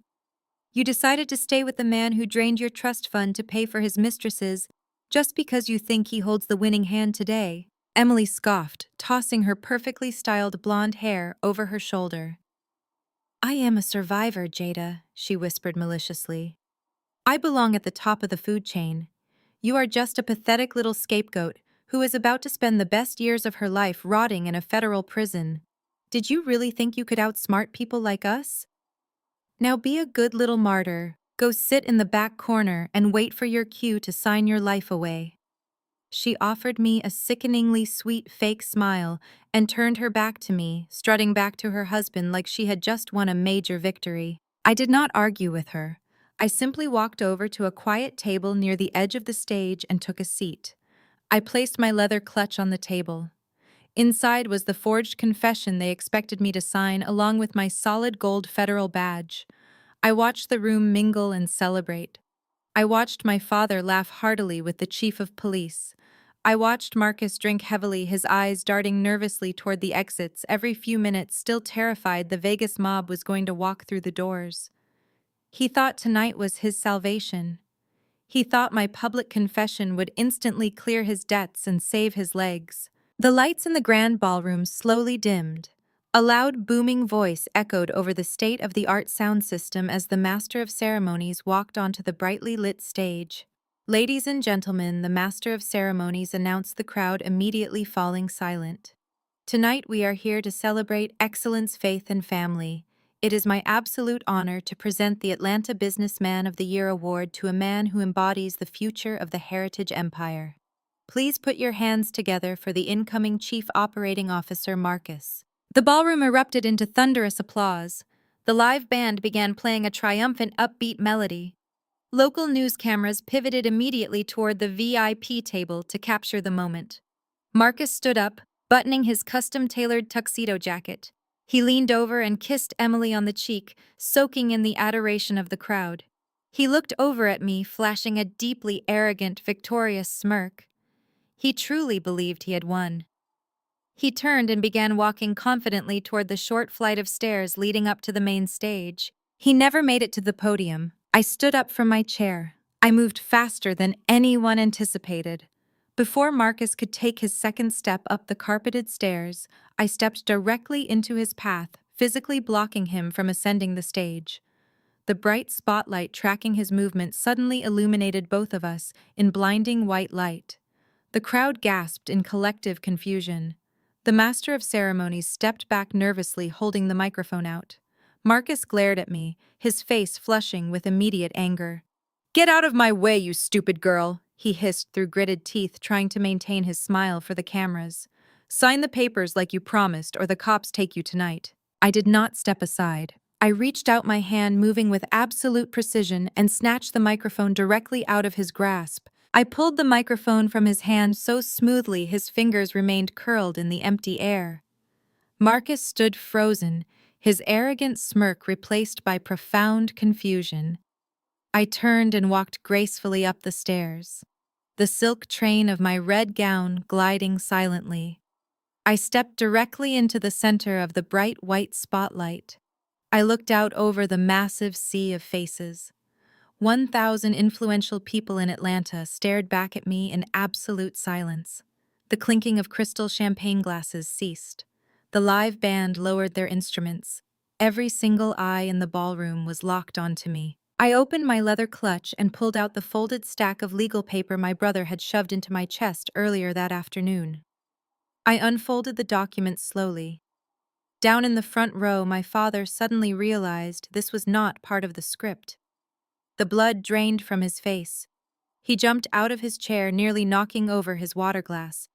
He turned around and began frantically waving his arms at the audio-visual booth located at the back of the ballroom. He drew his finger aggressively across his throat, signaling the sound engineer to cut my microphone immediately. I watched the young engineer scramble over his soundboard, desperately slamming buttons. But nothing happened. My federal technical team had intercepted the wireless frequency of the hotel audio system hours ago.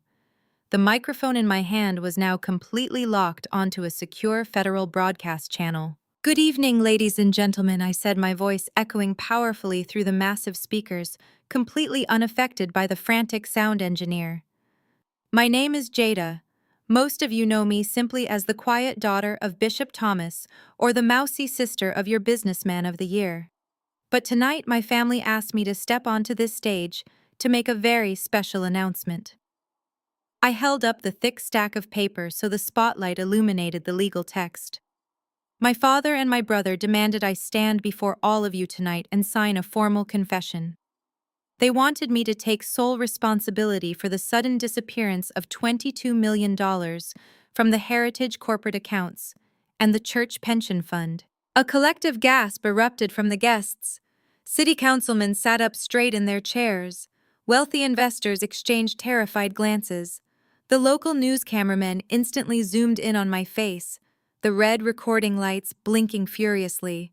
My father was practically sprinting toward the stage, now his face purple with rage, but the heavy crowd of shocked guests inadvertently blocked his path. "They wanted me to tell you that I acted alone," I continued, my voice steady and commanding. "But I am an auditor by trade. I prefer cold hard facts over fabricated family stories. So instead of reading their forged confession, I am going to read the actual financial ledgers.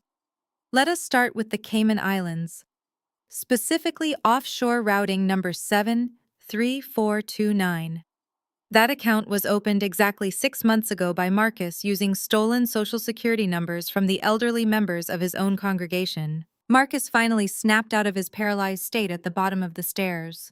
"Shut up!" he screamed, his voice barely audible over the amplified power of my microphone. "Turn her microphone off right now." I ignored him completely, locking eyes with the major investors in the front row. Marcus did not open that offshore account to expand the business, I announced to the horrified crowd. He opened it to funnel $12 million to an underground gambling syndicate based in Las Vegas. Your businessman of the year lost your investment capital playing high-stakes baccarat. And when the corporate accounts were drained, he and my father started stealing directly from the retirement funds of their own dishwashers, cooks, and janitors to cover the $10 million they owed the mob. The ballroom descended into absolute chaos. People were shouting. Investors were pulling out their cell phones to call their own lawyers and bankers. I looked over at the VIP table and locked eyes with Emily. She was shrinking back into her chair, trying to hide her face from the guests. "And let us not forget his lovely wife Emily," I added, my voice cutting through the rising noise. Emily discovered her husband was bankrupting their family just yesterday. But instead of reporting him, she attempted to hire me to hide her personal trust fund assets so she could flee the state and avoid federal prosecution. She is entirely complicit in the cover-up of the stolen pension funds. Emily covered her face with her hands as the wealthy wives sitting at her table immediately moved away from her in absolute disgust. The pristine, perfect image of the Golden family was completely and irreversibly shattered in front of the entire city. I had exposed every single ugly truth they had tried to bury beneath my name. Marcus could no longer handle the public execution of his character. The reality of his complete destruction finally broke his mind. He let out a raw, animalistic scream of pure rage. He tore off his custom-tailored tuxedo jacket and threw it onto the floor. "I will kill you!" He roared, his face twisted into a mask of violent hatred. He charged up the carpeted stairs, his heavy footsteps thudding against the wooden stage. He was lunging directly toward me with his fists raised, intending to beat me into silence right in front of the rolling news cameras. The crowd screamed in terror. Guests in the front row jumped out of their seats. But I did not flinch. I did not take a single step backward. I stood perfectly still in my red gown, watching my brother charge at me like a rabid dog. I waited until he was just 3 feet away, his arm pulled back to strike me. Then I simply raised my right hand into the spotlight and snapped my fingers. The exact second, my fingers snapped, the heavy mahogany double doors at the back of the grand ballroom exploded inward with a deafening crash that physically shook the massive crystal chandeliers hanging directly above our heads. Before Marcus could even bring his clenched fist down toward my face, a booming, mechanically amplified voice echoed through the exact same audio system my technical team had hacked just moments before. "Federal agents, nobody move," the voice commanded with earth-shattering authority. "Remain exactly where you are and keep your hands completely visible." Marcus froze instantly, his arms still awkwardly suspended in midair. The raw, unadulterated terror in his bloodshot eyes was absolute. He slowly turned his head, his jaw slacking, as he looked toward the back of the room. The sheer panic that rippled through the crowd of elite socialites was instantaneous. The reality of a massive federal raid on their exclusive gathering sent shockwaves through the entire room. Women screamed, dropping their crystal champagne flutes onto the polished floor, watching them shatter. Wealthy investors and corrupt city councilmen ducked behind the silk-draped tables, suddenly terrified of the very justice system they usually manipulated. I did not flinch amidst the explosive chaos. I lowered my hand and calmly reached into my leather clutch, resting on the small table near the edge of the stage. I ignored the forged legal confession they had tried to force me to sign. Instead, my fingers wrapped around cold, heavy metal. I pulled out my solid gold federal shield embedded in thick black leather. I lifted the badge directly into the harsh white spotlight, tracking my every move. With deliberate precision, I firmly clipped the gold shield right onto the neckline of my power red gown. The federal insignia gleamed brilliantly for the entire room and every rolling local news camera to broadcast live across the city. Down at the bottom of the carpeted stairs, my father stood entirely paralyzed. He looked from the heavy gold shield resting against my chest up to my face, his hands trembling uncontrollably by his sides. "Jada," he whispered, his voice completely stripped of its usual booming arrogance and replaced by the weak rasp of a cornered criminal. "What did you do? What is this?" I looked down at him with absolute icy precision, letting the reality of his total destruction wash over him. "I did exactly what you always demanded I do." "Thomas," I said, making sure my voice carried clearly over the rising panic in the ballroom. "I protected the people who actually matter. I am Senior Lead Investigator Jada for the Criminal Investigation Division of the Internal Revenue Service. And you, Dad, are officially under federal arrest for massive wire fraud, felony money laundering, and directly violating the Racketeer-Influenced and Corrupt Organizations Act." The acronym hung in the air like a death sentence. The RICO Act was not a charge for petty thieves. It was the absolute heaviest hammer the federal government possessed, specifically designed to completely dismantle organized crime syndicates and strip them of every single asset they owned. My father staggered backward as if he had just been physically struck in the chest. He bumped into a table, knocking over a centerpiece of white roses. "You are lying," he gasped, pointing a shaking, desperate finger at me. "You are a low-level corporate accountant. You do not have this kind of authority." I offered him a cold, humorless smile. "You never actually checked my credentials, Thomas. You were far too arrogant to believe a daughter you considered weak and worthless could ever outsmart you. You thought I was just a mousy girl balancing spreadsheets. You had absolutely no idea that you personally invited a federal undercover agent into your inner circle, handed her your financial ledgers, and then assaulted her for trying to warn you. The sound of heavy tactical boots stomping against the hardwood floor drowned out his pathetic sputtering. I looked past my father to the back of the room. Pouring through the shattered double doors were exactly 30 heavily armed federal agents. They wore dark olive tactical gear, thick Kevlar vests, emblazoned with bright yellow letters, spelling out FBI and IRSCI, and carried matte black assault rifles strapped securely to their chests. They fanned out across the massive ballroom with terrifying practiced military precision. "Secure the perimeter," the lead tactical commander shouted, pointing aggressively toward the side exits and the kitchen service doors. "Nobody leaves this building until every single piece of identification is completely verified." The elite guests of the Heritage Gala were completely trapped in a federal cage. I watched from my elevated position on the stage as the agents swiftly moved through the crowd, identifying their secondary targets. I immediately spotted Officer Miller, the corrupt local cop who had threatened me in the church parking lot earlier that afternoon. He tried to quietly slip out a side emergency exit. Two massive FBI agents tackled him directly into a dessert table, pinning his face against the floor and stripping him of his service weapon and badge before he could even utter a single word of protest. Emily frantically crawled under a nearby VIP table, desperately trying to hide from the reality she helped create. Marcus was still standing on the stage stairs, completely boxed in by the agents advancing toward the front. He looked at me, his chest heaving, his face covered in a cold, terrified sweat. He finally realized his golden boy status, and his father's political influence meant absolutely nothing against the crushing weight of the United States federal government. He dropped to his knees, right there on the stairs, raising his hands in the air as the tactical agents closed in. The flashing lights from dozens of federal vehicles parked outside reflected brightly against the tall glass windows of the Plaza Hotel. The reign of my corrupt family was officially over, and the entire city was watching them burn down to ashes tonight. The grand ballroom of the Plaza Hotel, once a glittering symbol of my family and their untouchable power, instantly transformed into a massive federal holding cell. The chaos was deafening. Guests sipping champagne minutes prior were now screaming and scrambling to escape.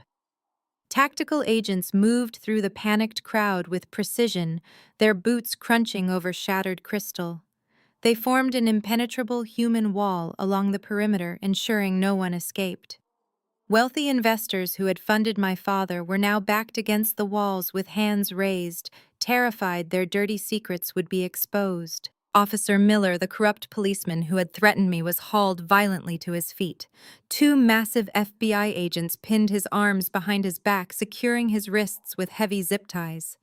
They stripped the silver badge from his chest and tossed it onto the floor, completely stripping him of the authority he had abused for personal gain. He did not look at me. He kept his head down, utterly humiliated as the federal agents marched him right past the rolling local news cameras. The message was incredibly clear to everyone watching in the room and at home. Nobody was above the law tonight. Not the local police, not the wealthy elite, and certainly not the family who thought they owned this city. Marcus was still kneeling on the carpeted stairs of the main stage, completely paralyzed by the sight of his crumbling kingdom. Two federal agents approached him from behind, barking orders for him to interlock his fingers behind his head. The reality of federal prison finally snapped Marcus out of his shocked trance. In a pathetic, desperate bid for freedom, he tried to scramble backward up the stairs, his expensive leather shoes slipping wildly against the plush carpet. The agents did not tolerate the resistance for a single second. They grabbed him by the lapels of his custom-tailored tuxedo, hoisted him into the air, and threw him violently against the massive dessert buffet table positioned near the edge of the stage. The impact was spectacular. A towering chocolate fountain tipped over, splashing thick brown syrup all over his pristine white shirt and the surrounding floor. Crystal platters of expensive pastries shattered beneath his heavy weight. Marcus sobbed uncontrollably, his face pressed directly into the ruined desserts. The heavy steel handcuffs clicked loudly around his wrists, pinning his arms behind his back. He was trembling so violently, so completely consumed by absolute terror, that a dark, wet stain began to spread rapidly down the front of his light gray tuxedo trousers. The golden boy, the newly crowned businessman of the year, had just wet his pants in front of the most powerful people in Atlanta. The camera crews captured every single humiliating second of his complete physical and mental collapse. He was dragged away from the table, leaving a trail of spilled chocolate and shattered pride in his wake. Emily was not faring any better. She shrieked at the top of her lungs as a female tactical agent dragged her out from underneath the silk-draped VIP table. Emily kicked off her designer heels, thrashing wildly and swatting at the agent with her manicured hands. "Get your hands off me!" Emily screamed, her voice cracking with pure entitled hysteria. "You cannot arrest me. Do you have any idea who I am? My father is a federal judge in this district. He is your boss. He will have your badge for this. He will completely destroy your entire career by tomorrow morning." The female agent did not even flinch at the threat. She expertly twisted Emily by the arm, forcing her hands behind her back, and forcefully snapped the heavy steel handcuffs shut around her wrists. The agent leaned in close to Emily, her voice ringing out clearly over the chaotic noise of the room.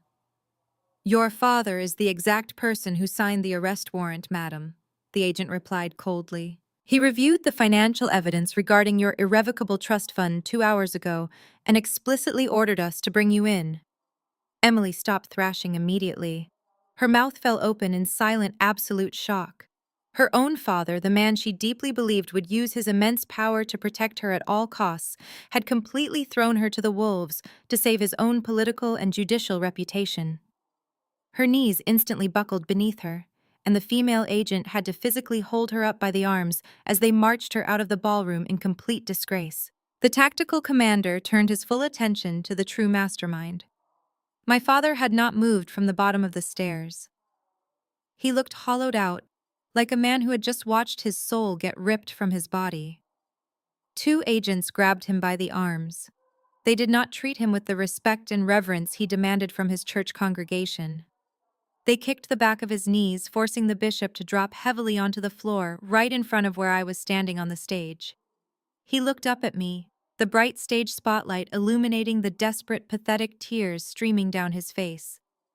The gold federal shield pinned to my red gown caught the light, a glaring reminder of his ultimate failure. He was completely out of moves, out of money, and out of powerful friends. He resorted to the only weapon he had left: his family ties. "Jada, please," my father begged, his voice trembling as he looked up at me from his knees. "Please stop this. Tell them to stop. You are my daughter. You are my flesh and blood. You cannot do this to your own family." I looked down at the man who had violently slapped me, stolen my savings, and tried to frame me for his massive crimes. I slowly walked down the first 2 stairs, leaning in close, so only he could hear my final words. "And Mom was your wife," I whispered coldly. "Enjoy federal prison." The immediate aftermath of the Heritage Gala raid was a swift and brutal dismantling of everything my family had built. By Monday morning, the federal indictments were unsealed, and the local news networks were running the story on a continuous loop. The footage of my brother Marcus ruining his custom tuxedo and my father being forced to his knees in handcuffs was broadcast across the entire nation. The empire did not just crumble, it was completely obliterated by the crushing weight of the United States government.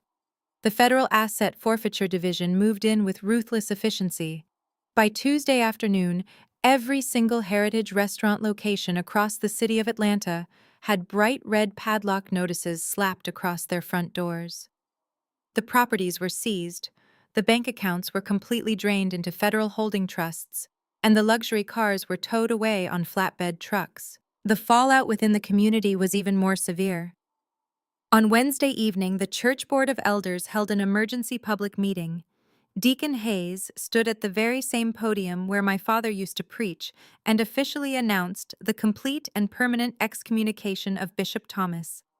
They stripped him of his title, revoked his clerical credentials, and pledged full cooperation with the federal investigators to recover the stolen pension funds.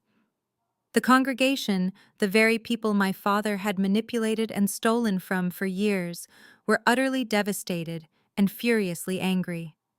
The powerful political friends who had attended the gala and accepted his bribes immediately completely distanced themselves, issuing rapid public statements condemning his actions and denying any knowledge of the $22 million embezzlement. My family became absolute pariahs overnight. I did not celebrate their downfall with champagne or lavish parties. I simply returned to my quiet federal desk, finalizing the mountains of paperwork required to process the massive RICO case. By Friday morning, the initial arraignment hearings were scheduled. I drove to the downtown federal holding facility, a massive concrete fortress completely devoid of the luxury and comfort my family was accustomed to. I walked through the heavy security checkpoints, flashing my gold shield, and requested a brief monitored visitation. I was escorted into a bleak fluorescent lit room divided by thick bulletproof glass. There were 2 metal chairs on either side. I sat down and waited. A heavy steel door opened on the opposite side of the glass. 2 armed guards escorted my father and my brother into the room. The sight of them was genuinely jarring. The arrogant, powerful men who had controlled the city just a week ago were completely gone. They were both wearing oversized, bright orange prison jumpsuits. Their wrists were bound by heavy chains that connected to chains wrapped around their waists. Marcus looked incredibly thin, his eyes dark and sunken from days of withdrawal and absolute terror. He was shivering slightly, clearly struggling to adapt to the harsh reality of his new environment. My father looked 10 years older. His hair was disheveled, his posture completely slumped, and the booming confidence that used to radiate from him had been entirely extinguished. They sat down heavily in the metal chairs. The guard stepped back, standing strictly by the door. My father picked up the heavy black telephone receiver mounted on the wall next to the glass. I picked up my receiver. We stared at each other for a long moment. There was no rage left in his eyes, only a profound, hollow despair. "Jada," my father croaked, his voice cracking.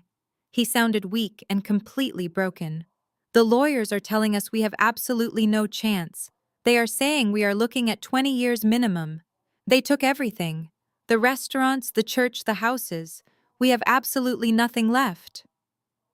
I looked at him, feeling absolutely zero pity. "You took everything from the people who trusted you," I replied, my voice calm and completely steady. "You stole from widows. You stole from the pension funds of your own employees. You built a kingdom on the backs of hard-working people just to pay off gambling debts and buy mistresses' diamond bracelets. The federal government merely collected the bill." Marcus leaned forward, grabbing his receiver. His hands shook violently, the heavy chains rattling against the metal chair. "Emily filed for divorce." Marcus sobbed, tears spilling down his cheeks.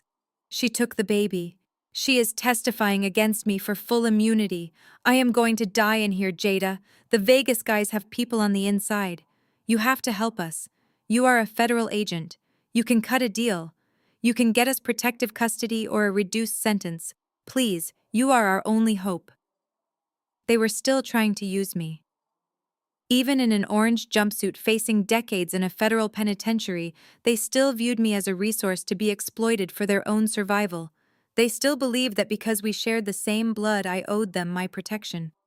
I reached into the inner pocket of my tailored blazer. I pulled out a single neatly folded piece of paper. I did not unfold it.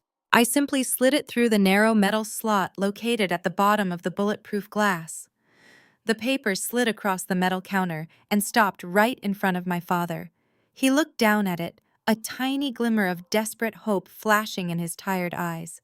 He reached out with trembling hands and slowly unfolded the document. He thought it was a letter of forgiveness. He thought it was a plea deal I had negotiated on their behalf to save them from the maximum sentence. He read the single line of text printed in the center of the page. The tiny glimmer of hope instantly died, replaced by a look of absolute soul-crushing defeat. He dropped the paper onto the counter as if it had physically burned him. It was not a letter of forgiveness. It was a formally itemized bill. It listed the exact sum of $40,000 that he had stolen from my joint savings account on the night he slapped me, plus the maximum legally allowable interest for the days it was missing. "You can pay it back through the prison commissary over the next 20 years, I whispered into the phone. I hung up the receiver, stood up from my chair, and walked out of the room without ever looking back. Walking out of that concrete facility, I felt an incredible lightness in my chest. The heavy, suffocating shadow my family had cast over my entire life was finally gone. The heavy steel doors locked firmly behind me, separating my future from their ruined past. I stepped out into the bright morning sun, got into my car, and drove away from the wreckage of the Heritage Empire. 6 months passed in a blur of endless court dates, financial audits, and massive asset liquidations. The federal prosecutors did not offer a single shred of leniency. Because my father and my brother had stolen directly from a community pension fund and attempted to frame a federal agent, the judge decided to make a highly public example out of them both. I sat in the very back row of the federal courthouse on the day of their sentencing. I wore a sharp white suit, a stark contrast to the black funeral attire my family used to demand I wear to their miserable gatherings. The courtroom was completely packed with former restaurant employees, betrayed church members, and local journalists. Thomas and Marcus stood before the judge, stripped of their expensive tailored suits, wearing standard-issue prison uniforms. The judge did not hold back. He called their actions a despicable betrayal of community trust and an insult to the faith they claimed to uphold. The gavel slammed down with a resounding crack. My father and my brother were both sentenced to exactly 20 years in a maximum security federal penitentiary without the possibility of parole. They would be old, broken men by the time they ever saw the outside world again. Emily did not escape the flames either. She had desperately tried to secure full immunity by throwing Marcus under the bus, but her extreme greed ultimately betrayed her. Federal investigators discovered the secret emergency accounts she had begged me to hide. Because she attempted to conceal assets during an ongoing probe, the judge threw out her immunity deal completely. She sobbed hysterically as she was sentenced to 7 years in a minimum security federal prison. Her wealthy father, the federal judge, refused to even attend her sentencing hearing.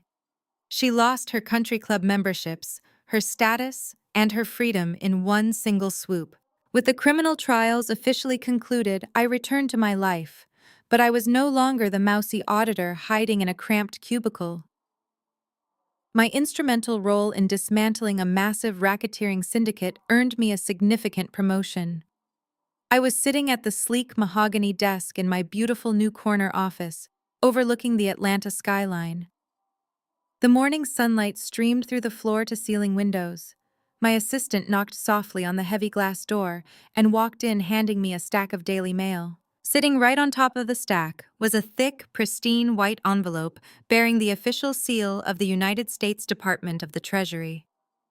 I set my coffee cup down and picked up the envelope. My heart beat a steady, triumphant rhythm as I carefully sliced it open with a silver letter opener. I pulled out a single sheet of heavy parchment paper. Attached to the top of the official letter was a certified government check. When I first initiated the federal asset freeze, I was not just acting as an investigator. I had formally filed a claim under the Internal Revenue Service whistleblower program. The federal law dictates that any individual who provides actionable evidence leading to the successful recovery of massive tax fraud and stolen assets is legally entitled to up to 30% of the recovered funds. Through the liquidation of the Heritage restaurants, the sale of my father's estate, and the seizure of the offshore Cayman accounts, the government had successfully recovered exactly $22 million. I stared down at the crisp paper in my hands. The check printed in my name was for $6,600,000. I traced the raised ink of the numbers with my fingertip. This was not dirty money. This was not a stolen inheritance or a forged corporate buyout. This was a completely legal, federally sanctioned reward for burning down a corrupt empire. I had more money sitting in my hand right now than my family ever truly owned outright. But unlike my father and my brother, I had absolutely no desire to buy custom gold sports cars or exclusive country club memberships. I knew exactly what I was going to do with my newfound wealth. 1 month later, I stood on the sidewalk of a quiet historic neighborhood in Atlanta. Rising up before me was a beautiful 3-story brick brownstone. It had wide windows, a heavy oak front door, and a spacious wraparound porch. This was not just any piece of prime real estate. This was the exact house my mother had grown up in. My father had callously forced her to sell it decades ago to fund his very first restaurant, dismissing her emotional attachment as a foolish weakness. He erased her history to build his own. I used a fraction of my reward to track down the current owners and purchase the property in cash. I hired the best contractors in the city to restore the beautiful home to its original glory. I bought back the legacy my father had stolen, and I placed the deed entirely in my own name. I took a seat in a wooden rocking chair on my new front porch. The late afternoon air was deeply peaceful. I held a glass of ice-cold sweet tea, condensation dripping slowly down the side of the glass. I looked out at the tree-lined street. I did not feel a single ounce of guilt for what had happened to my blood relatives. They tried to bury me to build their castles. They did not realize I was the one holding the match. If your family demands your destruction to fuel their success, let them burn. The harrowing journey of Jada teaches us a profound and often painful truth about human relationships. Sharing DNA with someone does not automatically guarantee their love, respect, or loyalty. For years, her family weaponized her obedience and minimized her existence, assuming her quiet demeanor equated to weakness. The most crucial lesson we can extract from this story is that your intrinsic worth is never defined by the people who consistently underestimate you. Toxic environments, especially those cultivated by our own relatives, thrive on making us feel small. They project their own insecurities and corruptions onto the scapegoat, forcing them into a box of subservience. Jada's family demanded her destruction to fuel their own hollow success, blinding themselves to the absolute truth of who she really was. But Jada did not absorb their cruelty as her identity. She did not internalize their insults or break under the weight of their emotional manipulation. Instead, she used their underestimation as her greatest advantage. She reminds us that true strength does not always require shouting in a crowded room or engaging in petty daily arguments. Sometimes the most powerful thing you can do is stand in your own truth quietly, gather your resources, and build a fortress of independence that no one can breach. We must learn to stop seeking validation from tables where we are only served disrespect. We have the absolute right to walk away, to sever the ties that bind us to abusers, and to rebuild our lives on a foundation of genuine self-respect. You do not owe your peace to anyone who is actively trying to destroy it. If you are currently sitting at a table where your worth is constantly questioned, find the courage to stand up, walk away, and build your own empire.